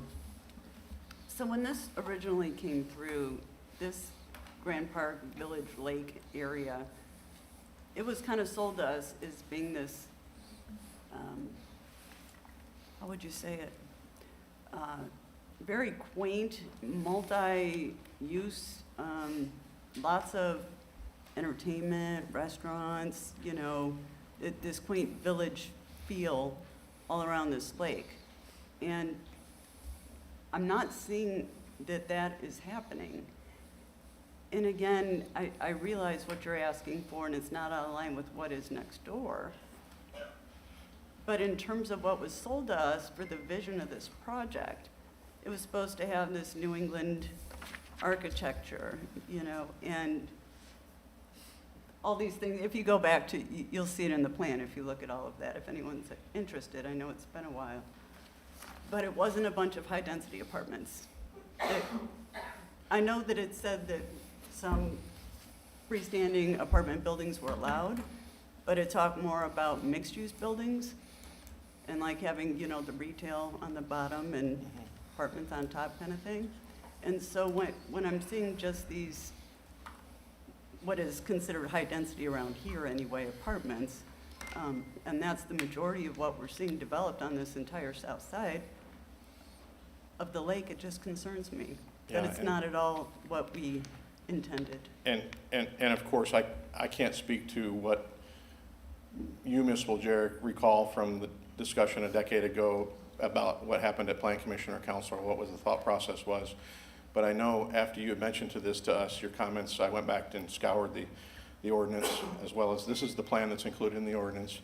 And I wanted to pay particular attention to the fact, and I don't know if I can zoom in here, but we have buildings that flank the roadway, that flank the lake. And then if you can go back to Article 4, Section E, it's at the top of page 4 of the existing ordinance, and I'll paraphrase: multifamily housing will be included in the Grand Park Village as separate buildings or in the form of mixed-use living. They could be in both. And the ordinance further states that Grand Park Village is uniquely positioned for multifamily housing overlooking the lake. And again, there's times when I don't remember what I had for breakfast.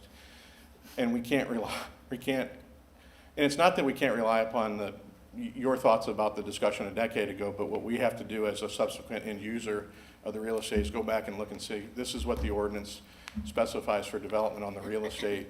970 apartments were authorized. With this addition, we're less than half of that, and I just don't see. Well, that includes what's to the west as well. Right, which is, I think, on file with the Plan Commission for consideration of attached single family, which wouldn't be the multifamily development that potentially could be over here. It's actually limited in this space, multifamily development is, where it's not limited within the position of the lake. And again, I just go back to the ordinance and say, when it says multifamily housing overlooking the lake, I'm trying to get closer to the suggestions that were made, but it's the ordinance that we have to rely upon in that regard. It just seems like very prime territory that could very much be servicing our Grand Park visitors and the public. I think it's going to be. Great outdoor facilities and everything, and it's just, we're eating it up. And I think this is the use, just like we saw in State Road 32. In 2012, so a decade ago, we thought the restaurants and everything that was going to service Grand Park was going to be in this space. And the folks who are building the Portillos and the other developments says, I don't think so.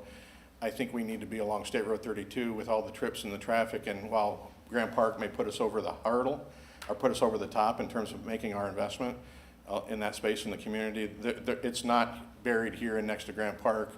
It's serving double purpose as being along State Road 32 and serving our whole community, as well as serving those patrons of Grand Park. I'm not saying it's not going to happen here, but it's less likely to happen in that space, that commercial development is, because you're tucked in here only next to Grand Park and only being serviced by Grand Park rather than having development along State Road 32, a la Portillo's and the other developments. I think, it's my opinion, that more multifamily development in this space is going to trigger and put this type of development, which is already approved, the Plan Commission approved for Ymca Development Group, the development of mixed-use buildings, primarily restaurants and other entertainment uses that would serve that space. I think that multifamily development will serve to speed up the development of that real estate and put them over the hurdle, if you will, in developing the space. They're the seller, so they want to see their commercial and other activities be successful, and they're not requesting authorization of the apartments. That was planned 10 years ago. They're saying, let us develop this because it's going to enhance what we believe to be enhance our development and allow us to move forward. Yeah, we never discussed densities like this, though, that I recall. And I agree with you, because it was capped at 970 without a denominator. So they just said there can be 970 units on the development, and the buildings would be of this approximate size. And again, I'll evidence that it was an oversight in 2012, and it should have been corrected with what happened with Charlestown. But their amendment only applied to them because that's the only real estate they had authorization to ask for. Does the boardwalk go around the whole lake? It's required to go only around 30% of the lake, but I think as planned today, it'll go around 65 to 70% of the lake. As you saw in our plan, we had two connections, important connections, we believe, over to the Monon and then over to the path along Grand Park Boulevard that'll draw the public in. Otherwise, you just have because you can't see it. If you're familiar with that space, you can't hardly see the lake from that corner, that roundabout, so you won't be able to see the boardwalk. But with connections made to the Monon and other, people will learn that space is there and enjoy the round. I meant to ask the engineer what the distance was around the lake. I think it's approximately 3/4 of a mile, if not more. So that'll be a pretty nice, enjoyable ride coming off the Monon and working into that space. So was it in the ordinance that only 30% had to have the boardwalk? Because I thought I remember seeing the entire lake would have the boardwalk. Yes, it was in the ordinance. It was, and there was supposed to be a rental canoe place or paddle boards and all these kind of things. And as I understand it, while we weren't representing the petitioner, Ymca Development Group has a plan for those types of uses under development, or not under development, but approved by the Plan Commission right there at the northwest quadrant of the lake. You know, John, that's what's so disappointing about this, and I know it was 10 years ago. But and 10 years ago, I wasn't in politics at all. I was just part of the public. And I remember getting so excited when I heard about this unique New England-type village around the lake, and hearing that there was going to be a boardwalk around it, and hearing that this is where when people came and brought their children to play in Grand Park and to participate in baseball and whatnot, the other kids that didn't play ball would be able to rent kayaks and paddle on the lake. I mean, it was a beautiful picture that we as Westfield residents were sold at that time. But obviously the devil's in the details, and that's not what we've got, is it? Well, the whole project is 240 acres. And less than, from a development standpoint, I would say less than 30% of the site is developed today. So this is a long-term project, not build as once. So it's likely that the development of this is going to take a 20 to 40-year window. There's no threshold based on which different things would happen, but I think a lot of people, when they read, whether it be, I mean, Mr. Patton had comments earlier about when we approve X, everybody thinks tomorrow that there may be 1,000 more vehicles on the street. I think when the Current picks up an article and says X happened, the anticipation of the general public not being involved in the situations like we are in front of the Planning Commission and Council a couple times a month, get the idea that tomorrow they're going to drive down Spring Mill Road and there's going to be some marketable difference in the view that morning. When it takes some of these projects, you've seen developments occur over time. It's been 20s and 30 years into development. The Bridgewater is an example. There's still sites in Bridgewater that remain undeveloped today. There's very few, but that was our first PUD back in 2001. So we're 20 years into Bridgewater, and there's still a few parcels that remain undeveloped in Bridgewater today. I think that's the same condition that exists here. One more comment, John. You mentioned that 60 of these units would be 3-bedroom, which is kind of a lot for most of the projects that I'm familiar with around here. And so you're asking for less parking than what would be required, and different from Charlestown too. So I'm wondering about those two things. So if you're adding more 3-bedrooms, that it potentially has also more vehicles. Well, I think with regard to 3 bedrooms, we're accommodating families which don't necessarily have more bedrooms than a couple living in a single family, or excuse me, 1-bedroom dwelling. With regard to Charlestown, from your email earlier today, you had noted that they count tandem spaces. This development doesn't count tandem spaces. If we did, we'd be reporting out 60 more parking spots. We're not asking to count those as they did. That's an additional measure that they took to reduce the overall number of parking spots required for the benefit of the public and the council who may not know what a tandem parking space is. In front of each garage, there's enough room to park a car. So if you were to lease that parking space, or if you were to lease the garage, you're also leasing the available parking space in front of the garage. While it is an available parking space, we're not counting it to meet our overall standards. So in the case of Charlestown, they asked, and it was approved in 2019, that they be able to count that. So their ratio is actually lower than otherwise advertised because of that fact. So we actually have 60 more parking spaces. If that's the apples to apples comparison that is needing to be made, we can do that. It would just elevate the number of parking spaces we have by 60. Okay, thank you. You know, John, what might help as well when you go before Planning Commission, you know, we talked about this as well in our meeting about, you know, why aren't we seeing commercial? Why can't this be mixed use? Why does it have to be multifamily?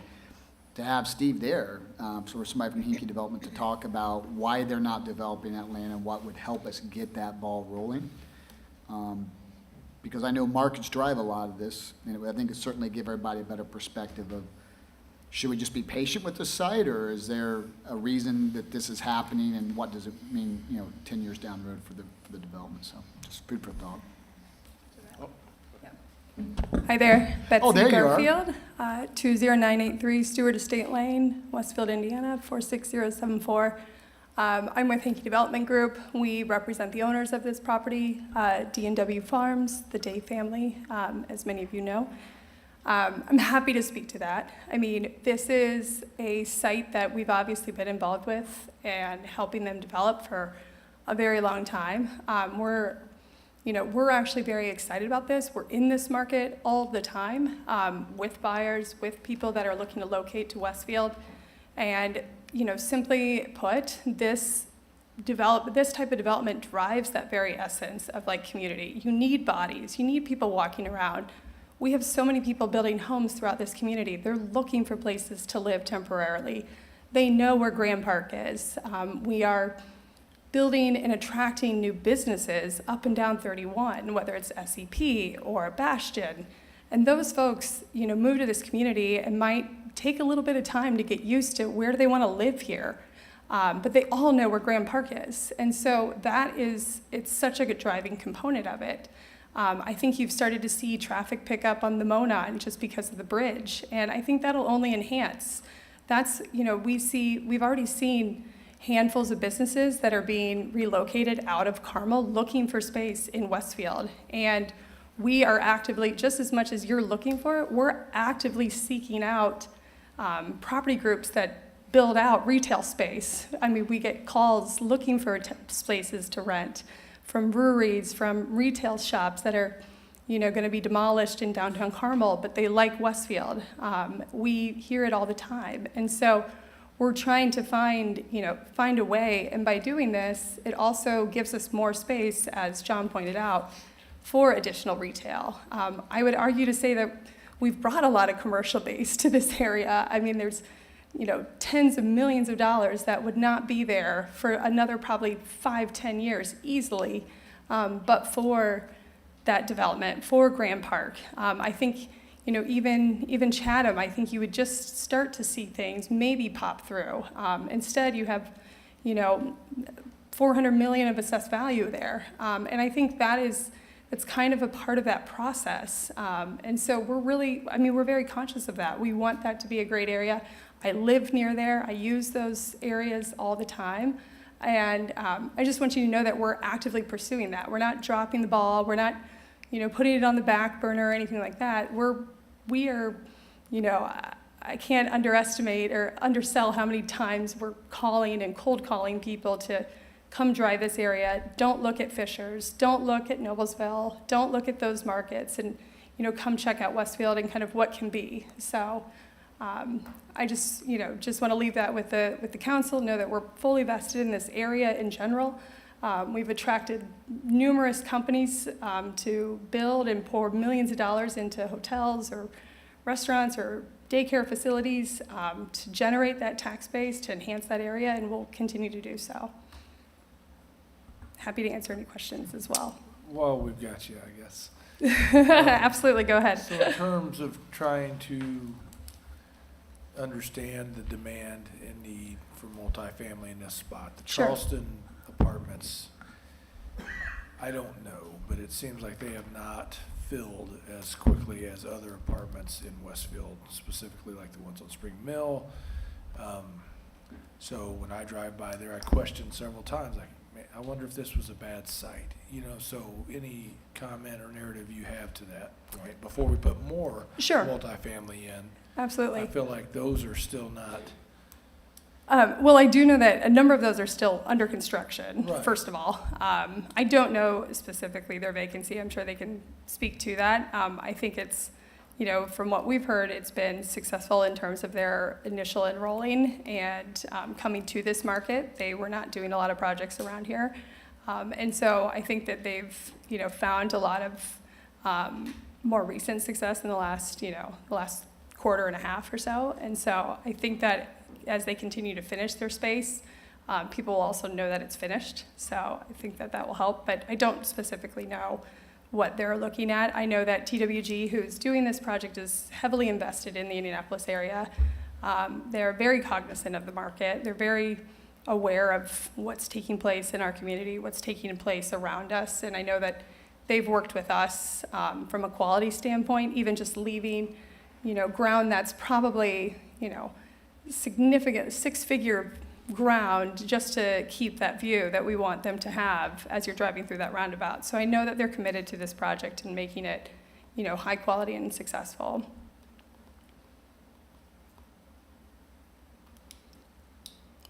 Anything else? Sorry, I'm not Steve, but I'll do my best. Thanks, Betsy. Yep, no problem. Have a good evening.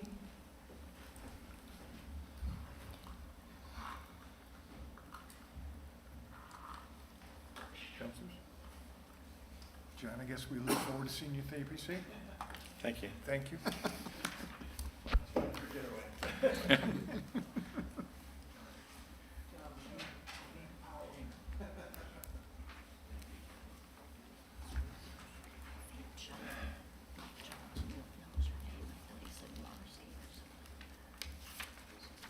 Kevin, do we have any cards?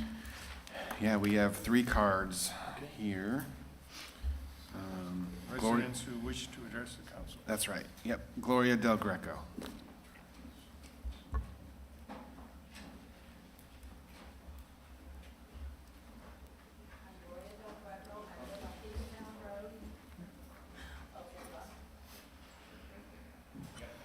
Gloria Del Greco, I live on Eagletown Road, and little backstory, when I moved back to Indiana in '81, I was invited to be a part of the Buildings and Grounds Committee at Noblesville for the fairgrounds. And I have been on that committee ever since. We have dealt with ADA compliance, and I've learned to look at lots and lots of different things. And it's been a very interesting journey. I have discovered when I've gone to brand new buildings that you think are beautiful, you walk into the restroom, and what did they do? The handicap accessible restroom, they stuck a baby changing thing in there. So if somebody comes in that needs to use the handicap restroom, there's a lady changing her baby and they can't get to it. So that's poor planning, and that happens all the time, and those kind of things go on. A couple years ago, I took a group of women to a retreat, and I called the hotel. Are you handicap accessible? Oh, yes, because Dora Wainwright, who used to be a teacher here, was going with us, and she was in a wheelchair. So we get to the hotel. Oh, yeah, it's around here and back. Around into the kitchen is the ramp, and then we get up to the door, this much of a step. Now, she couldn't go up that step. We had to find people to lift her over that. That's not handicap accessible. And you guys just approved tonight $5 million possibly for the new YMCA. I think that's great. But did you ask them what they're going to do for handicap accessibility? What are they going to do to make it easy for people that have issues? That's what happens. And you have right out here in front of this building a swooping area on the sidewalk. What you don't realize is that the people who are visually handicapped come up to those and they touch them and they tap them. You know where they sometimes end up? Right in the middle of the intersection. You go over here to Park Street where you've just built those beautiful new townhomes, and all that intersection, if you look at those ramps, direct people right into the middle of it. You want to put the new library out there? Guess what? You're going to have kids crossing those streets. There's no markings. If you've got to stop and think. We're getting ready to do 32. You're wanting to do a beautiful streetscape. That's great. But if you don't make it handicap accessible, you're just cutting out part of your population. That's what concerns me. This council would have been a great addition. I don't understand your holdup. You know, you want to involve the community, you need to involve the community. You could have people come and speak to all those issues. We've got parks here already where you've got ramps, but the ramps are so far away from where you actually access the park, they are not viable. I just got through going through physical therapy. My therapist said, you know that park out there behind the fire station? You know, they've got the ramp. It's parked clear down here, and then you have to push somebody clear up here to get to where you want to get into the park. You don't have people paying attention. You're building all kinds of stuff, you're spending money, and you're not looking at what people need in this community. We are a great town, a great community, but by darn, we are ignoring a whole large amount of our population, and I'm really disappointed in your action tonight because I think you missed the boat. You've got lots coming. You know, you spent money. You agreement for a group to come up with a design for this street. I've seen some of their pictures. Sorry, ma'am, that was 3 minutes. You can't get down the street. So you need to rethink your ideas because I think you missed the boat. Mindy Cooley.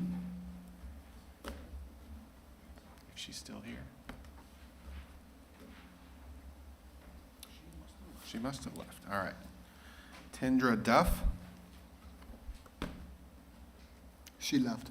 also appears to have left. That's the last card.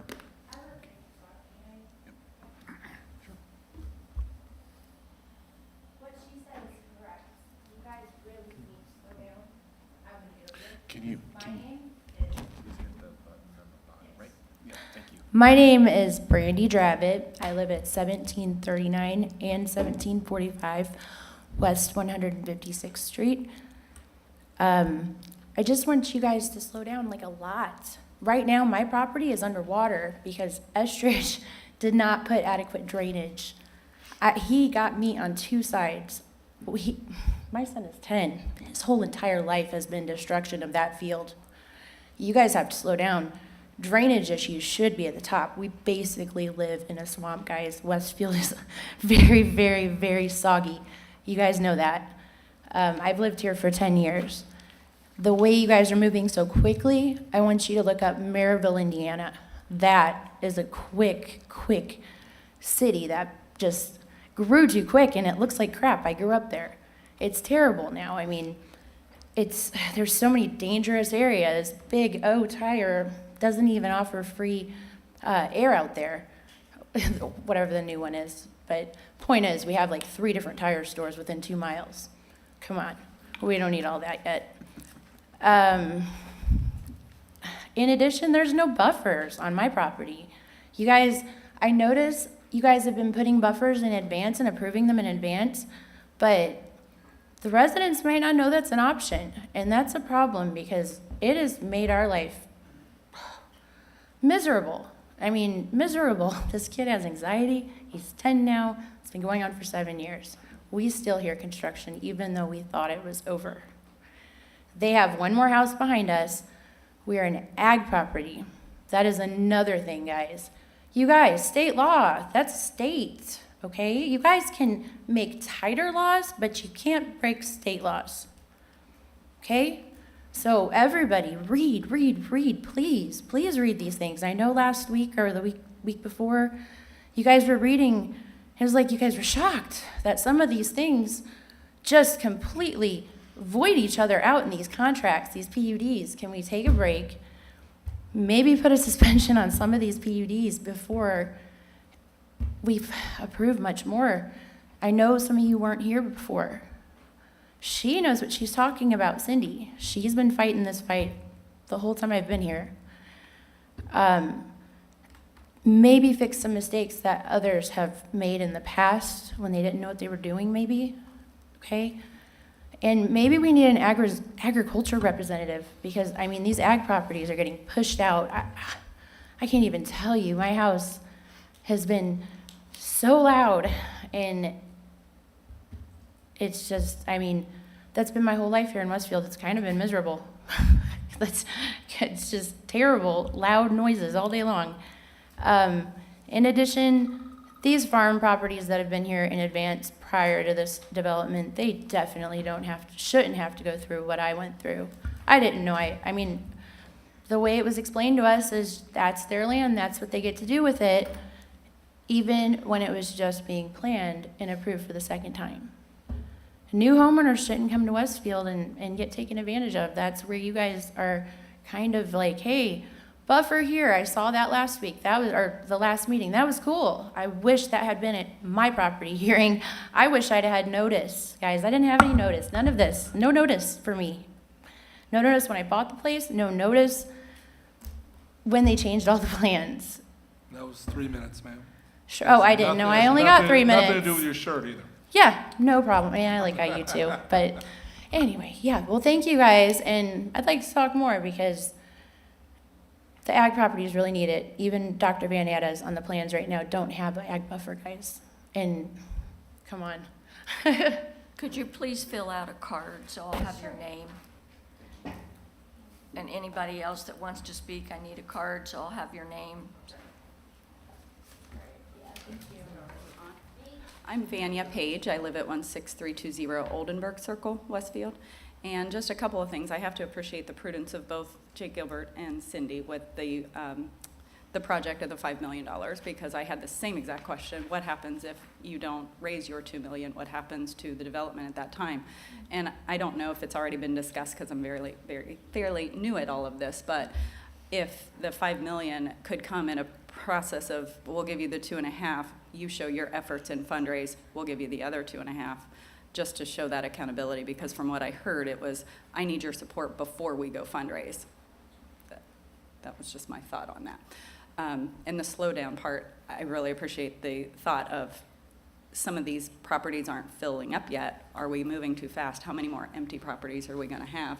We have to appreciate what we have already and the growth. I understand it's grown a ton since I've moved here. And so let's not have a bunch of vacant buildings. I think that's very important. And back to the why, pricing. I really appreciate, like, what are we getting out of this? I was a single mom of 4 and was on that slide program for the Y. And this was many years ago, 7 to 10 years. I couldn't afford the Y. I actually joined the Lafayette Fitness Center because it was more affordable for my family, and the child care was free. All the classes were free. With the Y, everything's in addition. I couldn't afford all the classes. He did offer a 20% discount of what? Those classes, from what I remember back then, were $50. 20% off that, I still couldn't afford it. So I think your question of, I want more, I think that's a very good thing, and I'm glad you have many more processes before you actually dot the I's and cross the T's, so that's all. Thank you. Could you fill out a card so I can get your name?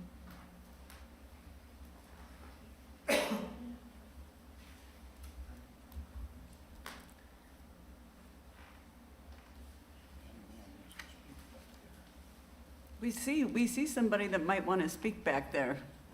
He wrote something for school, and let me see if I can pull it up. The internet's not working in here real well. But it was really good, and he got an A, and it was about our town. It was, also, I have something else to share. Well, this is the time. You have 3 minutes, and you could come up and talk to us. Sorry, Mike. That's great. I'll be hiring in 15 years. That's right. Hi, my name is Wesley McCarthy. I live at 1739 West 156th Street, Westfield, Indiana, 46074. And I think we should stop the overdevelopment in this town. We are doing a lot of development, but that can cause an effect on natural wildlife. I have an example. So I live on an agricultural property, and there's a barn, and it is infested with raccoons because the raccoons have nowhere else to go because the field, which is now turned into a neighborhood, is where they used to live.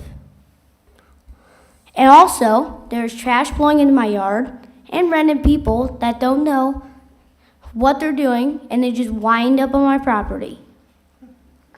Also, I have something else. So, that tornado warning that Saturday night? There should be tornado sirens more closer to all the houses and buildings, because I did not hear those tornado sirens at all. Because those should have woke me up. Why that is because the houses, the sound has to buffer through those houses, and that's why I can barely hear it. But before those houses were there, I could hear it really loud. That's all I have to say. Thank you. Thank you. I've got a question for you. Yes? I didn't catch your name. I want to know your name. Wesley McCarthy. All right, thank you. And you know what? I agree with you on an awful lot of what you said.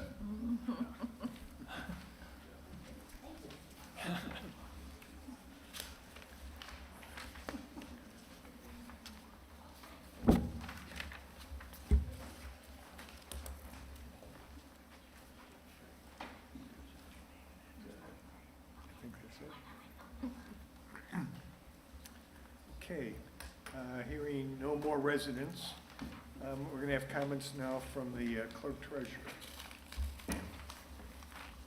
Again, I just wanted to give council another update to the council and the public. Beyond Trust still remains on the computers in the clerk's office, even though we have requested multiple times for almost a year for the software to be removed. City IT has not returned the laptops that were confiscated from my office last July, and we still have cameras equipped with audio capabilities inside the clerk's office. I was advised that if I wanted Beyond Trust removed from the computers and laptops returned, I would have to sign and send a letter drafted by Taft to the Hamilton County Sheriff's Department requesting the Sheriff's Department to stop their investigation. Not only am I unwilling to do that, it would be entirely improper for me to suggest directives to the Hamilton County Sheriff regarding how to conduct his investigation. As of today, litigation remains pending, and individuals outside the clerk's office can still access our computers without our knowledge or consent, and therefore I am requesting tonight for council to intervene, take steps necessary to secure the clerk treasurer's office. It's been 30 days since Dan gave his presentation. I still have questions related to the Beyond Trust Jumpstart application that remain unanswered, but I'm hopeful that City IT will provide the information to Dan Smith that he needs to further review the concerns raised in the veracity report. And if you have any questions, my attorney is present. I've got some questions. Well, before we do, I'd like Jeremy kind of. Yeah, I just wanted to kind of give you an update from our standpoint, from the city standpoint. Chris has been working really hard to coordinate with Dan Smith. They've had a couple meetings. They've had one or two canceled that have had to be rescheduled for whatever reason. The next one was rescheduled today, actually, for this coming Friday, which should be the second half of the Q&A between Dan and our IT department to answer all of his questions. So. And you said that's already been rescheduled and it's to take place next week? Yeah, it was. Is that correct? Chris can correct me if I'm wrong, but I believe it's this Friday. Okay. He's shaking his head, yeah. Thank you. Thanks, Jeremy. Yeah. You're welcome. And I do want to just remind everybody what Beyond Trust is. You guys can take your action that the clerk has requested, but Beyond Trust is a world-renowned software that has 20,000 plus users that use this as an IT tool, just like we do, and they're huge names. Colleges like IU and Abbott Labs is one of their customers. So other things in the community, FEMA, the FDIC, all of these agencies are using the same software that we are. So I wanted to make sure you all knew that. I know we've said it before, and then happy to answer any questions you may have. Perfect. Thank you, Jeremy. I don't know if you want. Will? Can I ask a couple questions? Yes. Okay. First of all, thank you for the update, Jeremy. Thank you, Cindy, for the update. And Chris, I appreciate your effort to work with Dan to get whatever information they're looking for. I appreciate that. I don't think I'm overstepping any bounds here to ask the question. Cindy, Ms. Gossard, have you had an opportunity to look into, let me back up real quick. You don't have your laptops back yet. What are you currently using for computers in your office if you don't have your laptops? We still have our computers in our office, but no laptops. No, nothing mobile for? No. Okay. Have you done the legwork necessary to determine what the network, if it was on its, if you were on your own network, if you had your own equipment, supported by your own IT staff, have you done the legwork to determine what the cost is associated with that? A little bit. In fact, I think we're going to get something from Veracity, cost-wise, with their next, with Will's next meeting. I'm not trying to speak for everyone here, but I want to see this resolved. I want to see it done. I want to see it in our rearview mirror. Move on. We've got to get beyond it. I do too. What I would ask you to do, and again, this is just Scott Fry saying this, I would ask you to find out what the dollar figure is associated with you having your own network supported by your own IT staff and present that to council. Okay. I think, and again, maybe I'm wrong. Man, I hope I'm wrong. But I'm afraid that when this issue is put to rest, then it's going to be the next issue. Then it's going to be the next issue. And I think we need to move beyond it. So I think the best way to do that is for you to have your own system supported by your own IT staff. Okay, That's just me, I'd get a me couple- thinking get a out couple loud here. bids. okay. Say what? I said get a couple bids. I mean, like, I'd price stuff out. I mean, so. That's fine. Before we, this is just Jake Gilbert, but before we spend another dollar, I'd like this meeting to take place Friday and get the results from Chris in that meeting with Dan before we even think about spending a quarter more on all these issues. So hopefully that's not the solution we have to have, but maybe it is. But my gosh, I mean, Dan's the one that canceled the last meeting. I think Chris is trying. Let's give him an opportunity for those two tech geniuses to get together, and maybe we'll all be on the same page afterwards. So if not, then next steps. But I had to get I just think we should do information nothing today. before Chris and Dan, we hear back from those two guys. I agree with that, and again, please understand, I'm not saying you need to go out and spend this money. What I'm saying is we need to have that information. I believe we need to have that information. Again, in the scenario that Councilor Gilbert laid out, hopefully we can all be on the same page and move forward, put this behind us professionally, and move on without spending a dime. But I would rather spend whatever money might be required for computer network and computer system than to give it to attorneys.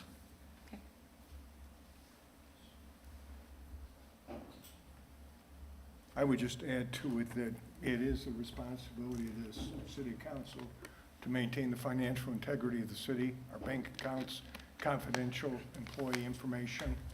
I am still concerned with the Beyond Trust software that's out there and the fact that software, even though we may not use it for that, does have the ability to allow somebody to access people's homes and living rooms through their computer, to listen to them, to observe them. I would argue with Jeremy that most companies I know do not use the software. The ones that do use it for a very limited purpose. Most software has firewalls in place so that you're not allowed, no one's allowed to gain access to your computer without your knowledge. And that's the way it is in most companies that I have always been associated with. Okay. Jeremy? Yeah, the only thing I would say to that is that's exactly how we use the software, and Chris will further explain all the options that we utilize when we come back with the update that you all requested. And again, thank you, Jeremy, and I appreciate that, and that may be in fact the case. Not saying that it's not, I'm just saying that the software does have the capabilities that to be used for other purposes. So, yeah, I agree with Councilor Fry and Councilor Gilbert. I don't think we should move forward right away, but I certainly would like to know what the costs associated with the new system are. I think we need to protect the clerk's office and all the people within it. So, any other comments? Okay, moving on. Councilor, Comments, Finance Committee? ABC report? I can do that. We met March 7th. There were 6 public hearings. The overall development plans and primary plats were for Lantern Commons and Harvest Trail. Trail, is part of the Woods Robinson Brigg PUD on 191st. The PUDs that had hearings were the Wood Robinson Brigg Amendment 1, Grand Millennium Center Amendment 2, Chatham Hills Amendment 8, and the Towns at Union PUD, all which were introduced here recently. We also had an update from Kristen about efforts for the downtown planning. I will say there is a lot happening, many meetings with many individuals, 2 different consultant groups, the 32 streetscape piece, as well as the 32, not 32, but downtown general planning.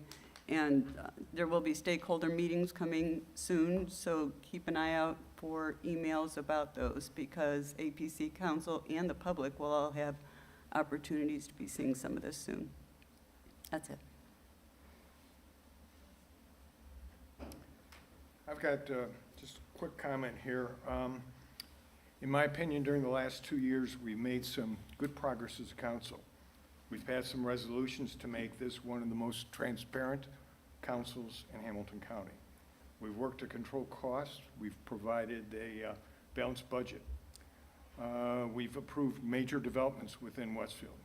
We've done all this at a time when many other cities were shut down with COVID, and at a time when lawsuits between a couple arms of our local government tended to grab the headlines. I think that it's important that our residents have a better and more timely information about the activities of their city council. Many of our sister cities use a letter, a newspaper, or some type of print media to communicate with taxpayers. With this in mind, I'd like to suggest that we prepare a semi-annual report for Westfield residents. I'd like to get a quick vote to see if this type of communication is something that this council would like to entertain. And if it is, I'll start to work on it. So is it something, do you guys think we should be communicating with our residents and kind of giving them an update as to what our activities are and have been? Yes, I think so. I think absolutely. I don't know that it should be semi-annually, though. I think it should be more frequently. I'd be interested. Yep. Yes. Okay, well, that being the case, I'll start to explore some options, visit with some folks. I'll probably visit with Mr. Prophet, if that's okay too, and we'll see what we can do. But I really think that communicating with the residents and giving them regular updates is important to any city. And so, thank you. Mayor, those are my comments. I open the floor to you. Okay. That being the case, we'll bring this meeting to a close, and then we'll enter into executive session in 5 minutes. Thank you. Forgot about the exec session.